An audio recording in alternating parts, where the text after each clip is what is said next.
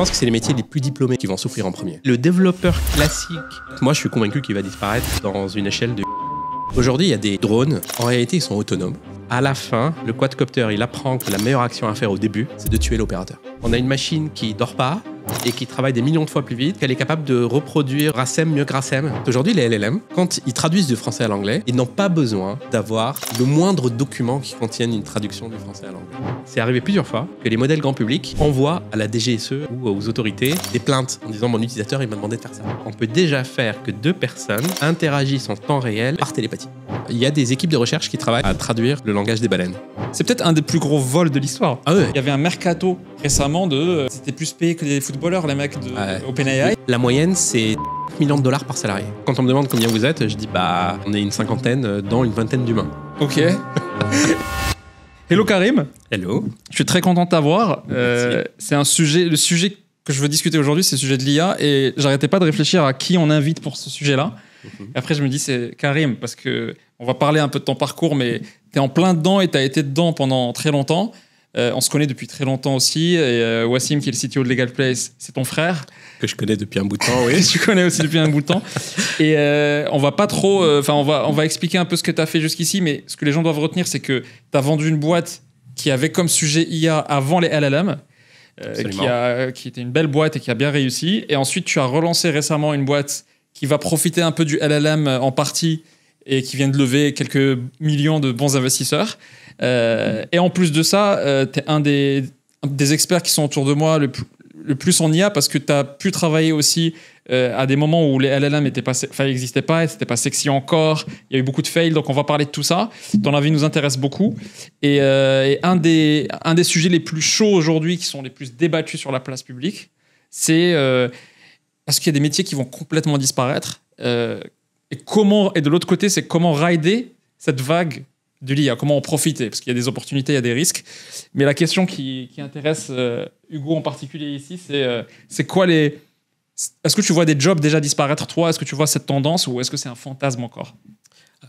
C'est pas une question facile, mais absolument, on voit déjà des jobs disparaître. Mais avant de rentrer dans les détails des jobs, moi, mon opinion, c'est que il y a deux sous-parties à ce problème. Il y a une première partie, c'est les jobs ne disparaissent pas juste parce qu'il y a une évolution technologique, mais parce que celui qui paye le service, celui qui paye le job, il a envie de le voir évoluer. Donc ça, il faut toujours le garder en tête. C'est-à-dire que les disruptions, les transformations, elles ne se font pas juste parce que la techno le permet. Oui. C'est un peu la poule et l'œuf. C'est parce qu'il y a des jobs et des services que le client de ce service a envie de changer. Tu vois, quand tu es entrepreneur, je ne pense pas que tous les matins, tu te dis... j'ai envie de rencontrer mon avocat et j'ai envie de... Tu vois ce que je veux dire? Et donc, c'est quand il y a ce type de frein, j'ai rien contre les avocats, j'ai beaucoup de valeur. Quand tu es entrepreneur, tu veux dire, j'ai un problème à régler, il se trouve qu'aujourd'hui, je dois parler à un tel ou un tel pour le régler, et ça se fait de cette manière-là. Oui. Mais si ça se faisait de manière un peu plus rapide ou moins coûteuse ou autre, ça me plairait bien, quoi. Et donc, si c'est l'IA qui le fait... Exactement. Et donc, je pense que c'est ça le principal moteur. Et ça, il ne faut pas l'oublier. Quand on se dit, est-ce que mon job est en danger? Il faut se poser la question de comment mon client valorise mon job. À quel point il pense que c'est un mal nécessaire versus j'ai vraiment envie de bosser avec lui. Donc, ça, c'est le premier sujet. Et ensuite, évidemment, l'IA, de la façon avec laquelle elle est construite, surtout les LLM maintenant, c'est-à-dire c'est orienté vision, texte, etc., c'est les jobs qui en dépendent, qui vont disparaître en premier. On l'a vu pour les traducteurs. Okay, donc, aujourd'hui, plus de 90% des métiers de traduction ont disparu parce que l'IA le fait suffisamment bien et ça c'est assez évident, tu vois, ça fait 3-4 ans que ça s'est accéléré, mais on va le voir beaucoup pour les métiers les plus diplômés. Et donc ça va être assez, moi je pense que ça va être socialement assez violent, mais en même temps ça se fait parce qu'il y a des problématiques sur ces métiers. C'est-à-dire, moi je pense que le plus choquant ça va être le médecin. Je pense réellement qu'au-delà de la réglementation, c'est-à-dire que la réglementation va protéger la médecine pour des très, très, très bonnes raisons. Tu vois, je ne dis pas qu'il ne faut pas réglementer. Mais c'est vrai que quand tu vas parler de désert médical, quand tu vas parler de difficulté à trouver le médecin, quand tu vas parler de coût de la santé, le coût de la sécu, etc., bah forcément, c'est tentant d'aller se dire, est-ce qu'il n'y a pas une partie de la médecine qu'on pourrait, automatiser? Et donc, je pense que c'est les métiers les plus diplômés qui vont souffrir en premier. Moi, ce qui m'a choqué, c'est que dans les cas d'usage de GPT, en 2024, la partie...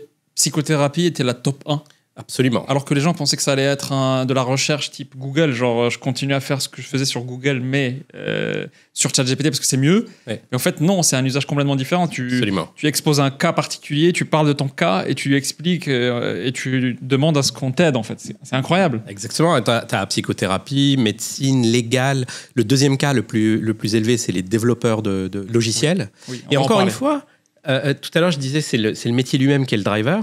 Bah, la raison pour laquelle les gens ont envie de remplacer le développeur ou d'étendre le développeur, c'est numéro 1, parce qu'il y a une pénurie. Il y a une pénurie d'ingénieurs, c'est très cher, relativement. Les ingénieurs te diront qu'ils ne gagnent pas assez, et je les comprends, mais il se trouve que c'est un métier qui est cher. Et donc forcément, les entrepreneurs, les entreprises et les investisseurs, ils sautent sur l'occasion de se dire oui. Est-ce que je peux en avoir basé sur l'IA, quoi. Ouais, toi et moi, on connaît la pénurie des ingénieurs, et c'est pour ça que la France ramène beaucoup de l'étranger aussi, en vrai. Absolument, c'est pour ça que je suis là. Ouais. C'est vrai que je rappelle que dans le background, Karim, tu as été ingénieur, tu as été formé en partie en France, tu as été chez Microsoft à un moment où tu as eu des sujets en rapport avec l'IA ou... En partie. En partie, ok. Oui. Parce que Microsoft, c'est finalement un des acteurs qui ont fait les meilleurs paris possibles alors qu'on pensait que c'était une boîte complètement vieillotte qui a fait beaucoup de... Nokia a beaucoup d'erreurs, en fait, finalement. Elle a raté les mobiles, les opérateurs système. Elle a arrêté son operating system, alors que c'était le roi de l'operating system à la base avec Windows. Et d'un coup, elle nous surprend avec un pari incroyable sur OpenAI, qui marche, finalement. Et toi, tu étais à l'intérieur. Il y avait ces sujets LLM à l'époque ou pas Non, c'était pas forcément des sujets LLM, mais c'était des sujets de comment on utilise de l'IA à grande échelle. Ouais. Et il n'y avait pas forcément la vision grand public. Ça, on pourra en parler. L'IA a un historique très long. Oui. Et chez Microsoft, il y avait de l'IA partout en réalité, mais on ne le regardait pas sous le même regard de ChatGPT que tout le monde utilise. Et je pense que ChatGPT a vraiment changé le regard qu'on a sur l'IA. C'était un accident presque, ChatGPT. On va en parler. C'est ça. Et surtout, la partie la plus violente, entre guillemets, c'est le côté grand public. Mais moi, j'ai des anecdotes. J'ai quitté Microsoft il y a quand même pas mal de temps, maintenant quasiment 15 ans. Avant de quitter Microsoft, moi, la moitié de mes mails étaient prémâchés par une IA. Donc, à l'époque. Ah oui, moi, la moitié de mes mails étaient prémâchés par une IA. Il y avait un outil interne qu'on avait qui était intégré à Outlook. Qui était vraiment utilisé Action Items, oui, qui était vraiment utilisé. Et moi, j'utilisais Action Items beaucoup et ça me prémâchait. Alors, sur des cas prédéfinis, donc c'était des mix d'IA et de système expert. C'est-à-dire que concrètement, c'est quelqu'un me propose un rendez-vous, l'IA me propose un draft avec quelques exemples de moments où je suis dispo, extrait l'adresse pour préparer le rendez-vous avec la bonne adresse, etc. Donc, en fait, ce qu'a fait ChatGPT n'était pas technologiquement supérieur à ce qui existait. C'était plutôt commercialement extrêmement courageux de dire je vais ouvrir à tous. Voilà. Parce que l'IA, dans la recommandation, quand tu utilises Spotify, quand on va publier cette vidéo, il y a de l'IA partout pour la recommander à des gens. Et ces IA n'ont pas démarré avec ChatGPT. Toi, tu as été ingénieur, donc tu as été développeur aussi depuis très jeune âge. Tu as même remporté une médaille de bronze aux Olympiades. Algorithme, c'est les Olympiades, comment elles s'appellent ? De programmation compétitive, c'était les Olympiades d'informatique, tout simplement. Ce qui est dingue. Bravo. Merci. Et en fait, à l'époque, on disait à tout le monde, dis à ton fils ou ta fille de faire développeur parce qu'elle sera assurée à vie d'avoir un job, etc. Et c'est la pénurie. Je pense même qu'en Tunisie, c'est devenu something. C'est même mieux que médecin parfois. Mon fils a fait informatique, etc. Et d'un autre côté, aujourd'hui, est-ce que tu dirais à quelqu'un, dis à ton fils de faire informatique ? Non. Est-ce que c'est un bon conseil aujourd'hui ? Il a mal vieilli ? Non, je le conseillerais pas sous le mode d'aujourd'hui. C'est-à-dire que je pense que c'est un des métiers qui va le plus se transformer. Et se transformer quelque part en spécialisant 10-15% des profils pour devenir des profils très experts, très techniques, et avec la disparition du reste. C'est ce que je pense. La disparition, je parle en grande masse, pas des personnes elles-mêmes. Mais donc, il y aura beaucoup moins de jobs. Et en fait, on l'a déjà vécu dans le passé. Moi, j'ai une anecdote. Quand j'ai rejoint Microsoft, il y a une partie de ma carrière que j'ai fait chez Xbox, donc la console de jeu. En fait, j'ai fait dans la partie cloud de Xbox, celle qui fait le matchmaking, qui vend de la musique, des vidéos, etc. Quand je suis arrivé dans l'entité spécifique où j'étais, il y avait à peu près 20 ops pour 200 personnes. Donc l'ops, c'est celui qui gère les serveurs. Qui gère les serveurs, gère l'infrastructure, gère tout ça. Il y avait un ratio, sur 200 ingénieurs, il y avait 20 ops. Donc, 1 pour 10. Ouais. Quand je suis parti, 8 ans après, il y avait un ops pour 250 ingénieurs. Parce que ça s'est automatisé énormément. Parce que le cloud, c'est le cloud en fait. C'est le cloud qui a fait que tu fais plus ça chez toi. Il y a trop de métiers différents pour faire tourner un data center, c'est trop complexe. Et donc, c'est devenu très automatisé, avec aussi des bouts d'IA. Et en plus de cette automatisation, en fait, tu n'as gardé en interne qu'un Ops qui est au fait ultra expert, qui sait expliquer comment le data center marche, il sait trouver les problèmes, il sait comprendre la globalité, mais vu qu'il est plus avec son tournevis, je caricature à peine, gérer le disque dur qui tombe en panne, il faut changer. Il y a un data truc avec tournevis et tout pour l'ouvrir. Donc exactement. Et donc, vu que tu n'as plus tout ça, tu n'as plus les câbles réseau, la compréhension des firewalls, etc., en fait, un fait le job de 20. Et donc, moi, je pense que pour les développeurs, il va se passer la même chose. C'est-à-dire que il va y avoir des architectes, des experts qui savent faire du logiciel sécurisé, qui monte à l'échelle, qui est solide, global, etc. Mais le développeur classique, un peu junior, qui écrit du code, en fait, moi, je suis convaincu qu'il va disparaître dans une échelle d'une décennie. Et donc, quand on parle d'études, en fait, les gens qui commencent leurs études maintenant, ils étudient 5 ans, et ils vont arriver dans un marché qui, quand même, a déjà commencé à baisser. Clairement. Et comme tu dis, même médecin va peut-être un peu être chamboulé, mais c'est plus protégé médecin. Il y aura beaucoup d'étapes avant qu'on arrive à quoi que ce soit côté médecin. Mais faire informatique aujourd'hui, ce n'est plus la même chose. Il faut être vraiment hyper sûr de soi, d'être capable de devenir le développeur augmenté. Parce que c'est ça dont tu parles. C'est un développeur augmenté qui arrive à faire beaucoup plus qu'un développeur à l'ancienne, mais qui doit être hyper pointu et d'un certain niveau. Et donc, c'est plus difficile d'être junior dans le futur, finalement. Parce que quand tu es très junior, tu viens de commencer, tu es en compétition contre des agents qui vont faire le boulot après, des agents IA, qui seront capables de faire un boulot peut-être similaire, non ? C'est le cas, et ils vont le faire plus proprement. C'est-à-dire mieux documenté, mieux structuré.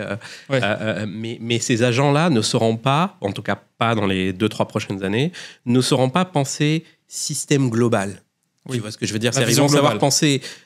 si je compare à une voiture, ils vont savoir penser boulon spécifique, pièces spécifiques, mais pas comment fonctionne toute la voiture. On aura besoin d'ingénieurs qui savent expliquer la comment vision fonctionne globale, toute la voiture. Je t'arrête 20 secondes. Je suis Rassem Flazi, président et cofondateur de Legal Place. Aujourd'hui, Legal Place, c'est le moyen le plus facile en France pour créer ta société. Si tu veux créer ton entreprise, il y a un code promo qui s'affiche en bas de cette vidéo. Clique sur le lien dans la description pour utiliser le service. Alors peut-être avant de rentrer dans le sujet, c'est très intéressant de donner un peu d'éducation à ceux qui nous écoutent, parce que le mot IA est très large, ça existe depuis très très longtemps finalement, les réseaux de neurones, la théorie de tout ça. Les LLM qu'on vit aujourd'hui avec ChatGPT, c'est un cas particulier de l'IA, mais c'est ça qui est devenu grand public. Peut-être le replacer dans le... Et moi, ce qui m'a fasciné, c'est ce papier Attention is all you need, qui a été fait en 2017, je pense, et qui décrit de manière très élégante, parce que tu as l'impression que le principe est très simple, et c'est souvent le cas dans les grandes inventions. Il y a une équation très simple et tu construis un gros truc derrière. Et c'est un background intéressant peut-être pour ceux qui nous écoutent, mais déjà, l'histoire du truc. Machine learning, c'est un peu la catégorie large de ce qu'on a aujourd'hui. Comment tu vois, toi, l'histoire, les grands moments de l'histoire de l'IA pour toi ? Comment tu le situes ? Alors, l'IA est difficile à définir comme on l'utilise aujourd'hui, mais ma façon de la définir, c'est de dire, contrairement à un système classique, où un développeur, il va faire des... Si j'ai telle valeur, je fais ça. Si j'ai telle valeur, je fais ça. De manière très structurée, tout est parfaitement prévisible. L'IA, tout est préprogrammé. Ouais. L'IA, c'est l'idée d'avoir un modèle statistique qui est construit à partir des données. Okay ? C'est-à-dire, moi, j'ai une petite de 10 mois et je m'amuse souvent à voir la vitesse à laquelle elle apprend. Et en fait, elle apprend par un simple modèle statistique. C'est-à-dire qu'à force d'utiliser un mot pour décrire quelque chose, elle finit par se construire un modèle de qu'est-ce que c'est. Et c'est pas si simple. Hein. Ouais. Si on s'amusait à définir ce que c'est qu'une fenêtre, je pense qu'à chaque définition que tu vas me donner, je te donnerai un contre-exemple. Oui. Tu vois, et qui est quand même une fenêtre. Tu vois, et c'est quoi une porte-fenêtre et c'est quoi. Donc, c'est la capacité à avoir énormément d'exemples et de construire un modèle souvent assez black box, comme on dit. C'est-à-dire que tu sais pas trop comment ça fonctionne à l'intérieur, mais c'est capable de traiter des nouveaux exemples. Donc, à force d'avoir vu des fenêtres, dès que je vois une nouvelle fenêtre, je suis capable de dire si c'en est une ou pas. Okay ? Donc, l'IA, c'est vraiment... Je peux me planter un peu, une fois sur 20 ou une fois sur 50, je peux quand même un peu me planter. Et je peux beaucoup me planter en fonction des données que j'ai vues. Donc, moi, il y a une anecdote que j'aime bien donner pour montrer que les modèles statistiques sont à la fin juste des modèles statistiques. C'est pas de la magie. Il y a un exemple dans les années 90 où la DARPA, c'est-à-dire l'organisme américain de recherche scientifique dans l'armée, pour l'armée, la DARPA a voulu utiliser des nouveaux algorithmes d'IA pour équiper les chars américains de détection de cibles. Ok, donc c'est assez simple. Tu es un soldat dans le char. Tu peux pas regarder en 360 tout le temps. Tu peux pas toujours être éveillé à tout. Donc on met des caméras sur le char et les caméras, elles vont te dire attention, il y a une cible. Ok, donc ça te réveille pour que tu puisses agir. Et donc c'est des algos connus depuis longtemps. On sait comment ça fonctionne. Il faut collecter beaucoup de données. Donc il faut collecter beaucoup de photos sur lesquelles il y a des chars ou il n'y a pas de chars, il y a des cibles, il n'y a pas de cibles. Et ensuite, des êtres humains vont dire il y a une cible, il n'y a pas de cible, il y a une cible, il n'y a pas de cible. L'IA apprend tout ça et se construit un modèle, on ne sait pas trop comment, pour détecter s'il y a des cibles. Quand tu dis on ne sait pas comment, c'est-à-dire qu'on ne connaît pas les règles dans sa tête à elle, comment elles fonctionnent. Exactement. D'où la boîte noire. C'est-à-dire que si on devait prédire comment elle va répondre, on ne peut pas vraiment prédire. On ne connaît pas les règles intérieures de ce système-là. Et puis surtout, ça crée l'équivalent d'une équation mathématique avec des millions de variables. Okay. Et donc nous, en tant qu'être humain, on ne sait pas prouver ce que fait cette équation. Mais à la fin, le résultat, c'est une équation mathématique avec des millions de variables qui sont permettent de reconnaître s'il y a une cible ou pas, s'il y a un danger hostile, etc. Et donc la DARPA teste son système, ça marche super bien. Okay. Donc comment ils ont fait? Ils ont pris 100 000 photos pour l'apprentissage, et ils ont pris 20 000 photos pour tester. C'est-à-dire que l'IA n'a jamais vu, ils les utilisent pour tester, et ça marche super bien. Ils le déploient sur le terrain, et ça marche avec une probabilité de 50%. C'est-à-dire à peu près aléatoire. 50%, c'est-à-dire que ça marche pas. Ouais. Ça se trompe une fois sur deux, ça se plante, donc c'est comme si ça faisait au hasard, quoi. Elle te dit oui ou non au hasard. Ouais. Et donc, il a fallu 3 ans de recherche pour comprendre le problème. C'est que toutes les photos, quasiment toutes les photos, il y avait un char, il faisait beau, et quasiment toutes les photos, il n'y avait pas de cible, il faisait moche. Donc l'IA a appris à détecter s'il y a des nuages. Okay. Et donc c'est ça qu'on appelle un modèle statistique. Oui. C'est que ça construit le modèle le plus proche possible des données et l'utilise pour interpréter ce qu'il y a dans le futur. Ouais. Donc c'est ça qu'on appelle l'IA. Et donc forcément, dans mon exemple tout à l'heure de dire ça me prémâche mes réponses d'email, en fait c'est plusieurs petits modèles. Un qui essaie de comprendre l'intention de celui qui m'a envoyé l'email. Est-ce qu'il cherche un rendez-vous? Est-ce qu'il cherche des réponses à des questions? Est-ce que c'est une question commerciale? Et ensuite, d'autres modèles vont préparer des brouillons d'email. Et donc, on a connu différentes branches dans cette IA-là, mais en réalité, ces évolutions, elles ont été assez lentes parce qu'il manquait des ingrédients essentiels à l'explosion de l'IA. Et parmi ces ingrédients... Quand tu dis lente, c'est de quelle période à quelle période? Des années 50 jusqu'aux années 2000, même si ça va énerver certains si je dis ça, il y a eu, à mes yeux, beaucoup moins d'évolution que dans les 5 dernières années. Okay? Parce qu'il y a eu vraiment des points de bascule que le commun des mortels n'a pas vu arriver à cette vitesse-là. Le premier, c'est la quantité de données disponibles. Et quand je dis quantité, c'est le prix de ces données-là.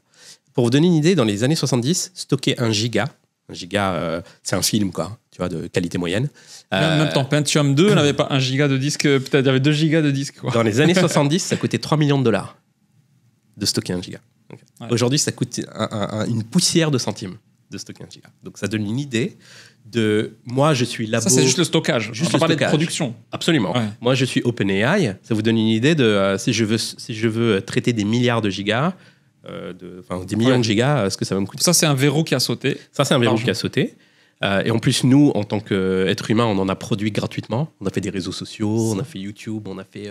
Ça, on l'a pas vu venir. Parce que genre, tous ceux qui analysaient le web et son évolution ne disaient jamais... Merde, il va y avoir une époque où on aura tellement produit via les users des données que ça va débloquer quelque chose, tu vois. Exactement. Et ça a débloqué un peu dans l'illégalité. C'est-à-dire que les gros acteurs d'IA ont quand même absorbé, sont un peu assis sur la propriété intellectuelle de tout le monde. Donc ça, c'est peut-être un des plus gros vols de l'histoire. Ah ouais, c'est, je pense, le plus gros vol de l'histoire. Parce qu'ils ont gratuitement un truc qu'ils n'ont pas produit et qui leur a permis de débloquer un cas business qui va être gigantesque, peut-être plus gros que Google, plus gros que ce qu'on connaît aujourd'hui. Absolument.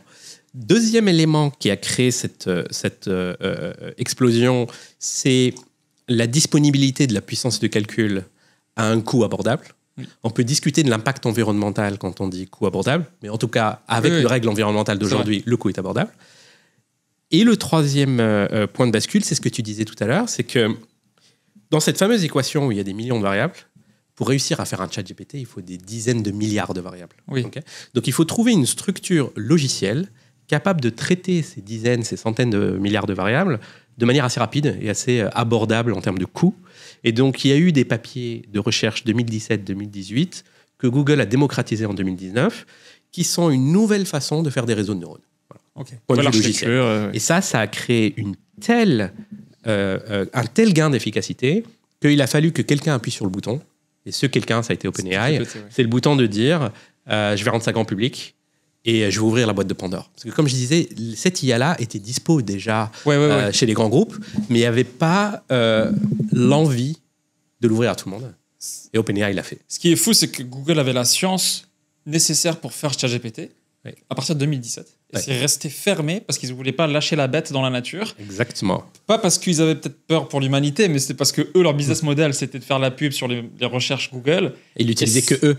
Ouais, et que s'ils te montrent le résultat final via l'équivalent de ChatGPT, ils se cannibalisent. Ils se cannibalisent, ouais. Absolument. Et aujourd'hui, c'est marrant parce qu'on a reçu un coup de fil de Google depuis 3 semaines, qui nous ont appelés en tant que Legal Place en disant les gars, attendez-vous à une chute de trafic de moteur de recherche Google et peut-être même de la pub Google, parce qu'on pensait que le SEO allait mourir, mais que les résultats de recherche seront toujours en premier. Mais en fait, quand tu mets le résultat final en top, même les pubs sponsorisées seront sur le côté, seront moins visibles. Et c'est ce que veut le client quand il fait sa recherche. Il ne cherche pas des liens, il cherche une réponse. Et pour Google, c'était mieux qu'il clique sur le 5e lien, le 4e, le 3e. Tu vois, tu dois cliquer sur 5 liens avant de trouver la réponse. Absolument. En plus, les sites étaient faits de sorte que tu dois scroller pour trouver l'information. Et aujourd'hui, en fait, tu n'as pas besoin de cliquer sur plusieurs liens. Et ça, je ne sais pas comment Google va s'adapter. Mais en tout cas, ça l'a empêché de scier sa propre branche sur laquelle il est assis. Ouais. Et ça a dû donner des années à ce qu'un autre le fasse. Parce que finalement, la fenêtre, elle était assez... c'est 2022-2023 où ils ont lâché la bête dans la nature. Ouais. Et c'est fou parce qu'on a l'impression, en tant que grand public, que c'est juste maintenant qu'ils ont découvert ça, mais c'était caché quelque part dans la tête des scientifiques Google depuis un moment, en fait. Absolument. Et les language models, c'est pas quelque chose de si récent. Ce qui est récent, c'est d'être capable de le faire à ce niveau-là. Moi, je te racontais récemment une anecdote qui est que moi, mon projet de terminal, en 2004, ça me rajeunit pas, c'était les language models. Mais on n'appelait pas ça les large language models. Personne ne savait faire des large language models de milliards de paramètres. Moi, le mien, il faisait 14 paramètres, donc du coup, j'allais pas très loin avec, mais on s'amusait quand même avec. Oui, la théorie était là, mais c'était pas encore les mêmes nombres de paramètres, etc. Et donc, Google ChatGPT arrive à le faire et surtout décide, c'est une décision un peu bizarre, radicale, on va dire, de donner ça à tout le monde. Peut-être aussi dans la volonté d'apprendre via l'usage des gens aussi, parce que ça permet d'entraîner encore plus le modèle et de l'évaluer, etc. Absolument. Donc le fait de le faire leur donne un peu un avantage sur les autres parce qu'ils ont eu un an de plus ou deux que les autres à avoir. Et en plus, aujourd'hui, en vrai, on s'est tellement habitué à l'interface à OpenAI que pour moi, utiliser un autre que ChatGPT, il faut se réadapter, c'est pas le même UX, donc ça t'énerve un peu. Et donc tu te dis, vas-y, je reviens. Et ils ont une UX qui est dingue. Quand tu compares avec l'UX de Google Gemini, tu as envie d'utiliser ChatGPT. Donc en fait, pour l'instant, ils ont quand même un avantage monumental parce que je pense qu'ils ont 90%. En fait, c'est que... et aussi, je suis resté ancré à ChatGPT d'avant. C'est-à-dire que le problème des LLM, c'est qu'ils hallucinent. Et donc, ils te génèrent des choses basées sur ce qui est le plus plausible, pas sur ce qui est le plus vrai. Oui. Okay. Et moi, même en perso, en fait, je vais avoir des questions de santé, des questions fiscales, des questions où j'ai pas envie que ça soit de l'hallucination. Ouais. Et en fait, Perplexity, il est construit sur la recherche en premier, pas sur la construction en premier. Donc, il commence par chercher, c'est vrai, par analyser, et la réponse qu'il te donne, elle est entièrement documentée. Il te dit, je pense ça parce qu'il y a ça, je pense ça parce qu'il y a ça, et tu as les liens, et tu peux aller vérifier sa source. Tu peux le challenger, et surtout, tu as le lien de sa source. Donc, je dirais que le saut de je passais ma vie sur Google, ce qui est un peu le cas de tout le monde, à je suis sur ChatGPT, je trouve que Perplexity, en termes de confiance dans le résultat, c'est une étape intermédiaire. C'est j'ai ChatGPT, mais j'ai en même temps Google. Ouais. Et pour moi, c'est vraiment transformateur. Donc, je sors plus de Google. Je crois que ça fait... sur la dernière année, j'ai peut-être utilisé 3 fois dans ma vie. La recherche, tu parles? Ouais, la recherche Google, je crois que j'ai utilisé 3 fois en un an. Ouais, il n'y a que Maps que j'utilise vraiment maintenant chez Google. C'est ouf. Ouais. En fait, pour revenir sur le truc on a produit tous beaucoup de contenu, des articles. Et à un moment même, on était incentivés, c'était magique. On s'en rend pas compte, on a passé une période de l'histoire où tu étais incentivé, donc tu avais un encouragement économique à ce que tu mettes ton savoir-faire gratuitement dans le monde. Et si tu publiais ton savoir-faire de comment faire des vidéos, de comment faire de la culture, whatever, ce que tu sais, si tu le mets gratuitement, tu vas gagner des leads qui vont devenir des clients, qui vont acheter ton livre, ton service, etc. Et ça date depuis 2000. Depuis 2000 jusqu'à aujourd'hui, on est dans cette phase-là. Sauf que maintenant, tu as un énorme problème parce que si tu produis gratuitement des choses et que tu peux plus être reward parce qu'il y a une IA qui va bouffer ça et qui va vendre le savoir-faire que tu as fait à son utilisateur et gagner de l'argent, mais toi, tu ne seras pas rétribué parce qu'elle ne va pas te citer. Et donc, personne ne va tomber en tant que lead sur ton service. Absolument. Donc, c'est comme si on dit, OK, cette période qui était spéciale, parce que je ne pense pas qu'avant Internet, tu étais vraiment si incentivé à ouvrir ta connaissance. Tu vois, sur Reddit, tu as des trucs hyper profonds. Sur Quora, tu as des trucs profonds. Tu as des vrais YouTube, tu as des savoir-faire de fou de gens qui viennent. Ils font que 1000 vues, mais c'est des mecs très pointus. Et maintenant, tout ça sera avalé par une IA. Et le mec qui créera le software, qui va bouffer ça, va te profiter parce qu'il aura le consommateur final. Et il va jamais dire que c'est Karim qui a cité ce truc-là, c'est son savoir-faire à lui, va acheter son service à lui, tu vois. Et donc peut-être qu'on va je sais pas ce qui va se passer, mais j'ai l'impression qu'on va se refermer parce que quand tu crées, tu vas nous en parler, mais ma perception, c'est que quand tu crées un service IA un peu vertical, ta différenciation, ça sera ton savoir-faire privé, ta connaissance, la data privée que tu as, qu'il n'y a pas sur le marché, parce que ça, tu le branches à ChatGPT et tu donnes un résultat mieux que ChatGPT tout seul, fait que les gens peuvent s'abonner pour avoir cette information. Alors que si tu l'ouvres, c'est les autres qui vont en profiter et pas toi. Donc, on va revenir à un truc où c'est plus intéressant d'avoir de la data propriétaire. On le voit chez LegalPlace pour finir. On est en train de créer l'agent qui permet de répondre à toutes tes questions fiscales de est-ce que j'ai le droit d'acheter ma Rolex sur ma boîte ou ma Aston Martin pour toi, Karim. Mais tu peux le faire si tu as toutes les règles qui doivent être appliquées par le français fiscalement et que tu les as bien travaillées pour que ça marche en IA.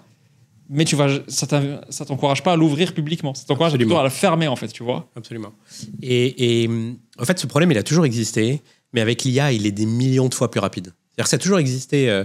Quand tu es un artiste, t'inspires d'autres artistes. Oui. Donc les bons artistes copient, quoi. Absolument. Et donc, t'inspires d'autres artistes et c'est d'autres cerveaux qui vont, tu vas se nourrir de tout ce qu'ils ont vu et recracher quelque chose de nouveau. Oui. Mais quelque chose de nouveau qui est quand même inspiré par tout ce qu'on a. Et c'est ça l'innovation. L'innovation, c'est jamais de rupture, c'est de l'incrément. Et donc, l'innovation, l'art, etc., c'est juste que maintenant, on a une machine qui dort pas et qui travaille des millions de fois plus vite. Qui est de bouffer. Et donc, elle est capable de reproduire Racem mieux que Racem. Tu vois, avec 1000 variantes. Avec 1000 variantes. Et donc ça nous challenge à repenser la propriété intellectuelle depuis le début. Et encore une fois, ça a toujours existé. C'est pour ça qu'on a créé des notions de copyright, on a créé des notions d'IP, Mais là, ça va trop vite par rapport à notre capacité de réimaginer c'est quoi la propriété intellectuelle du futur. Et ça, sincèrement, moi, je suis plutôt pessimiste parce que je trouve que ça va beaucoup trop vite. Mais c'est un vrai sujet. Et l'UE a essayé de légiférer dessus. Maintenant, les modèles sont censés citer leurs sources. Donc, ça ne veut pas dire rémunérer leurs sources, mais sont censés citer mais ils savent leurs corpus. Sources.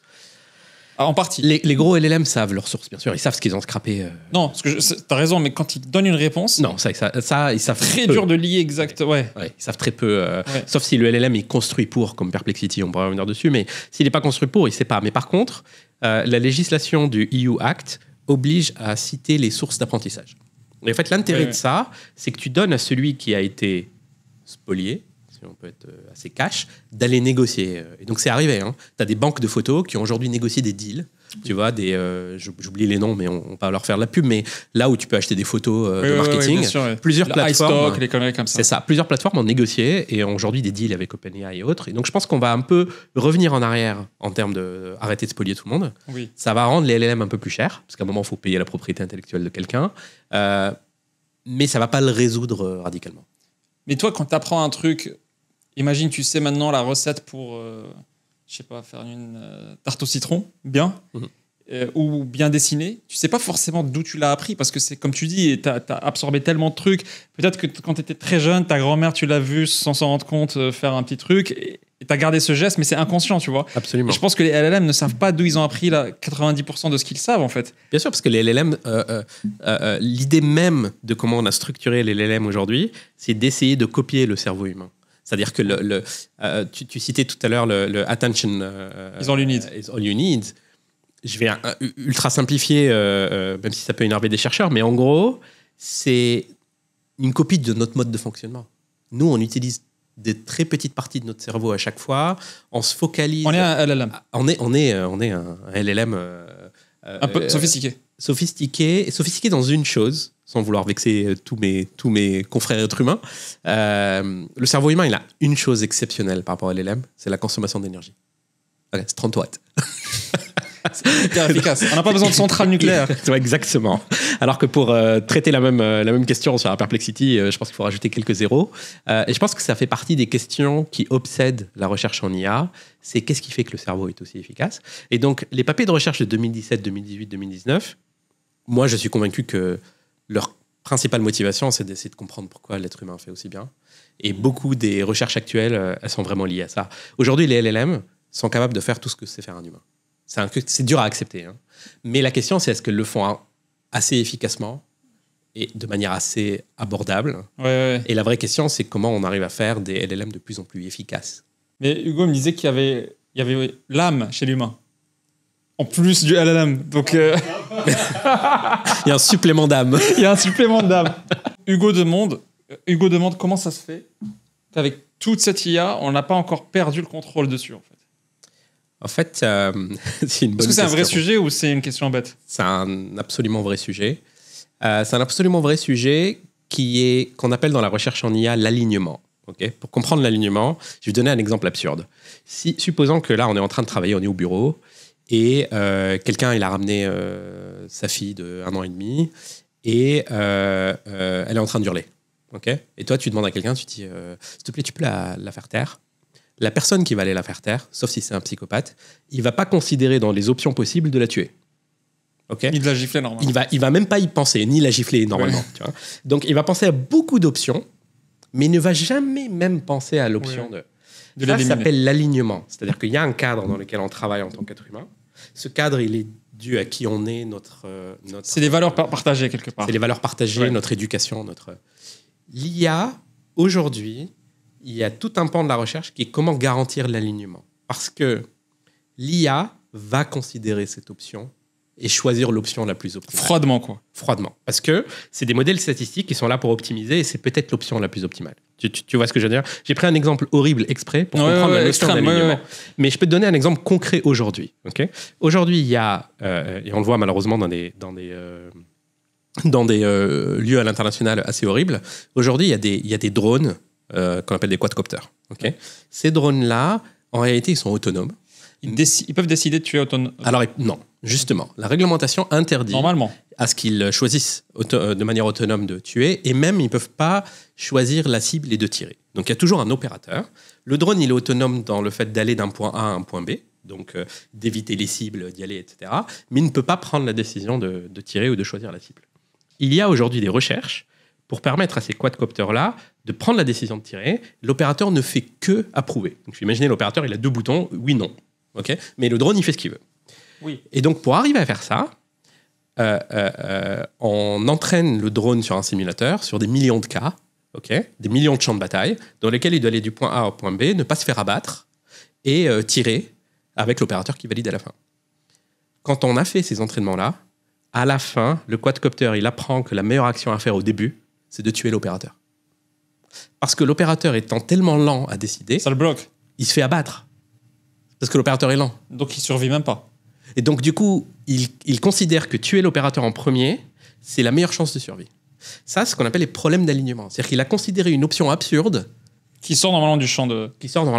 Et donc, dans les questions de comment ne pas perdre contrôle de l'IA, c'est comment s'assurer de son alignement par rapport aux demandes qu'on fait pour ne pas se retrouver avec des IA qui mentent, des IA qui font des... Qui manipulent. Et aujourd'hui, on sait que les modèles ont des problèmes d'alignement, et même les modèles grand public.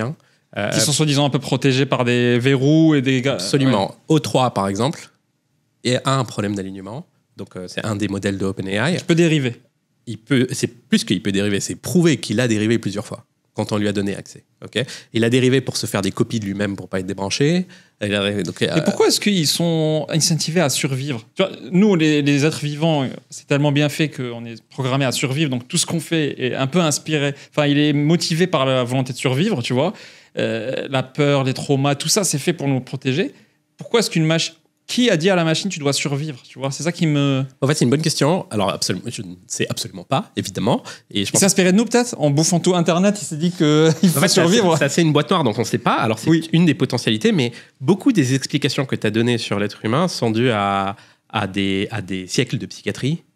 Tu vois, on a essayé de comprendre nous-mêmes oui. qui nous sommes et comment La boîte fonctionne. noire que nous sommes, on a essayé de la décortiquer. Voilà. Ouais. Et en fait, il va falloir qu'on fasse la même chose pour les LLM, c'est-à-dire décortiquer ce mode de fonctionnement-là. Moi, ce qui m'a beaucoup inquiété il y a 2 ans, c'est que OpenAI a viré son équipe alignement. Oui.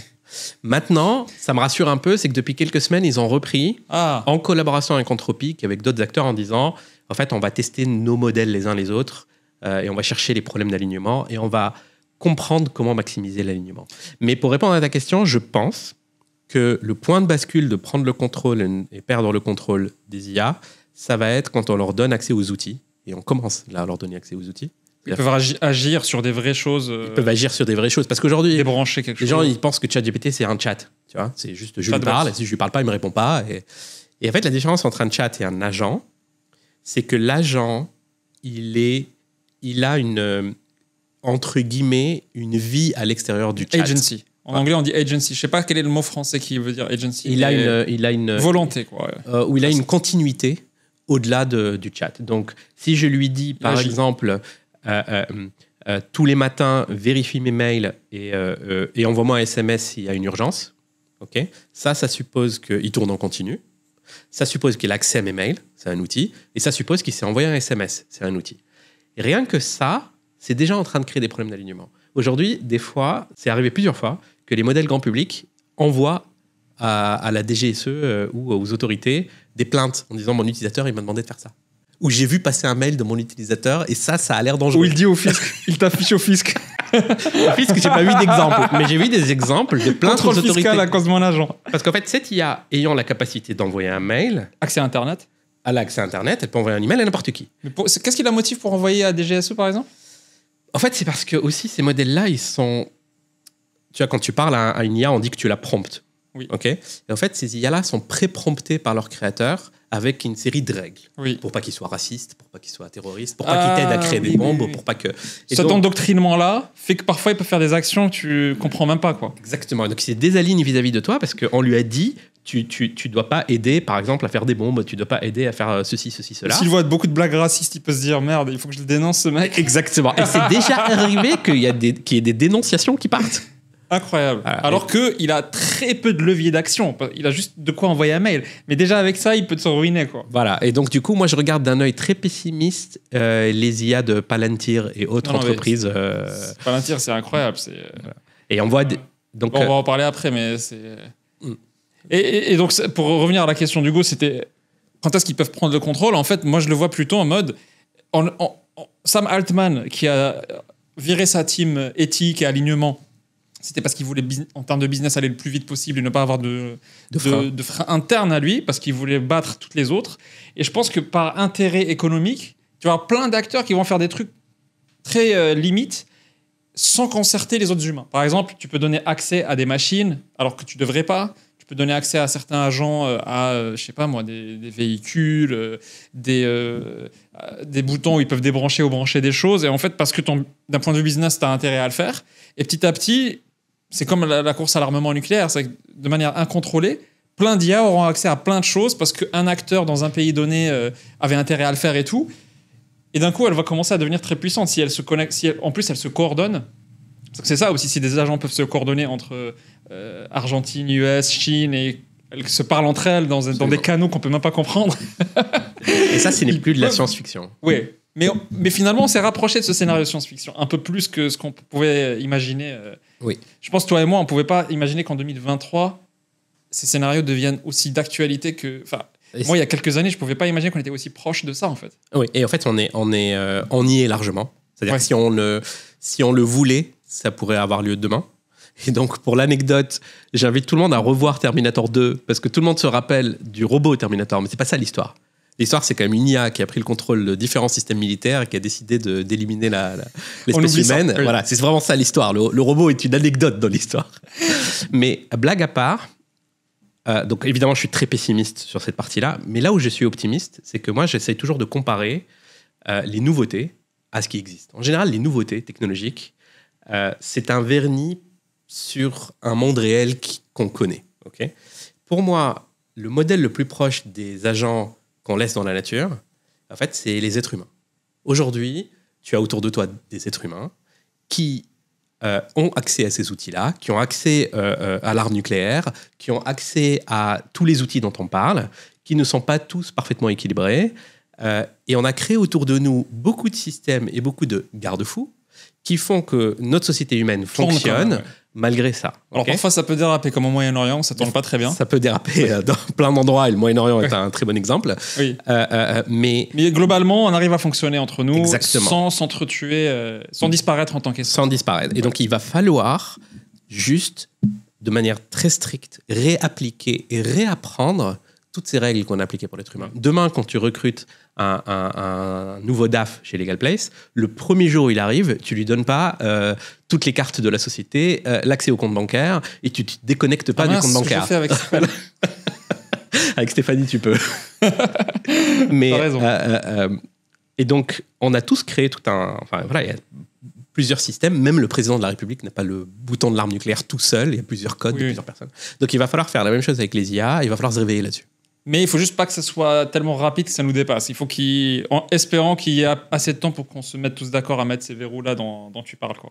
C'est quoi les use cases ou les cas d'usage les plus fous que tu as vus en IA aujourd'hui? Genre, tu peux te citer des trucs un peu physiques ou c'est de la robotique, etc. Parce qu'il y a des robots qui apprennent déjà à plier le linge, à faire la vaisselle, ce qui est impensable. C'est-à-dire que si tu automatises des trucs intellectuels, développement, etc., je peux comprendre, mais le mode physique, c'est encore un autre niveau, tu vois.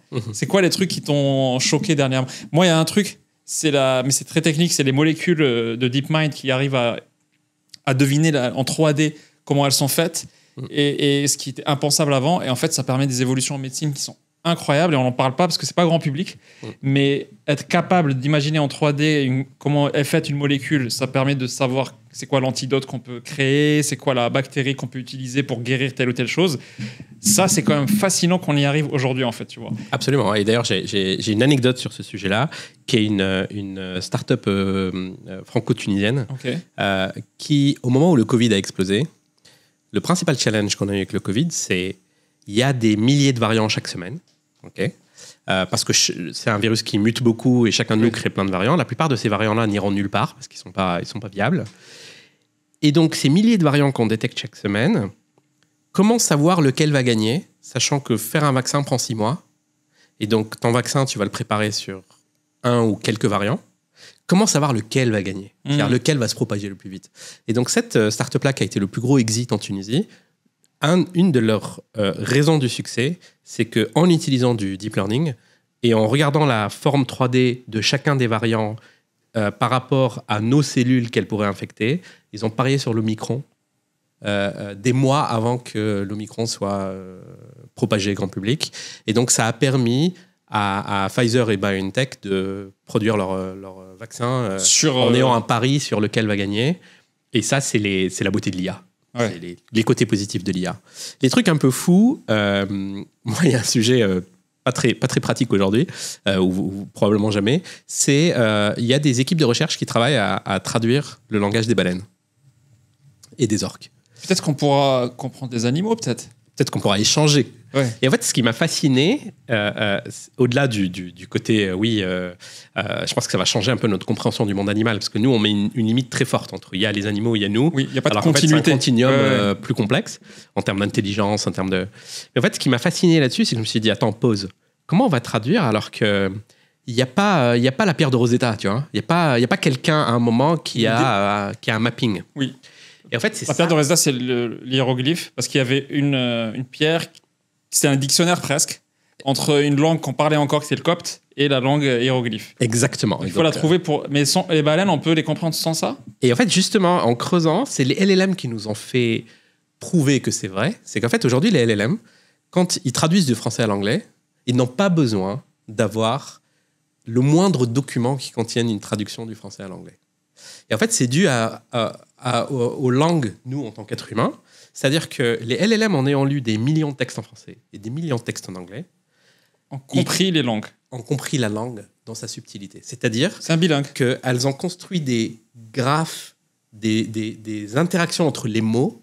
Et donc, si je dis, par exemple, le ciel est bleu aujourd'hui, il y a du soleil dans une langue, et je le dis dans une autre, mais au fait, ciel bleu, ils ont une relation suffisamment forte et suffisamment commune dans la langue que la même interaction entre deux mots que je n'ai jamais vus, je peux deviner que c'est les traductions de ciel bleu. Tu vois ce que je veux dire?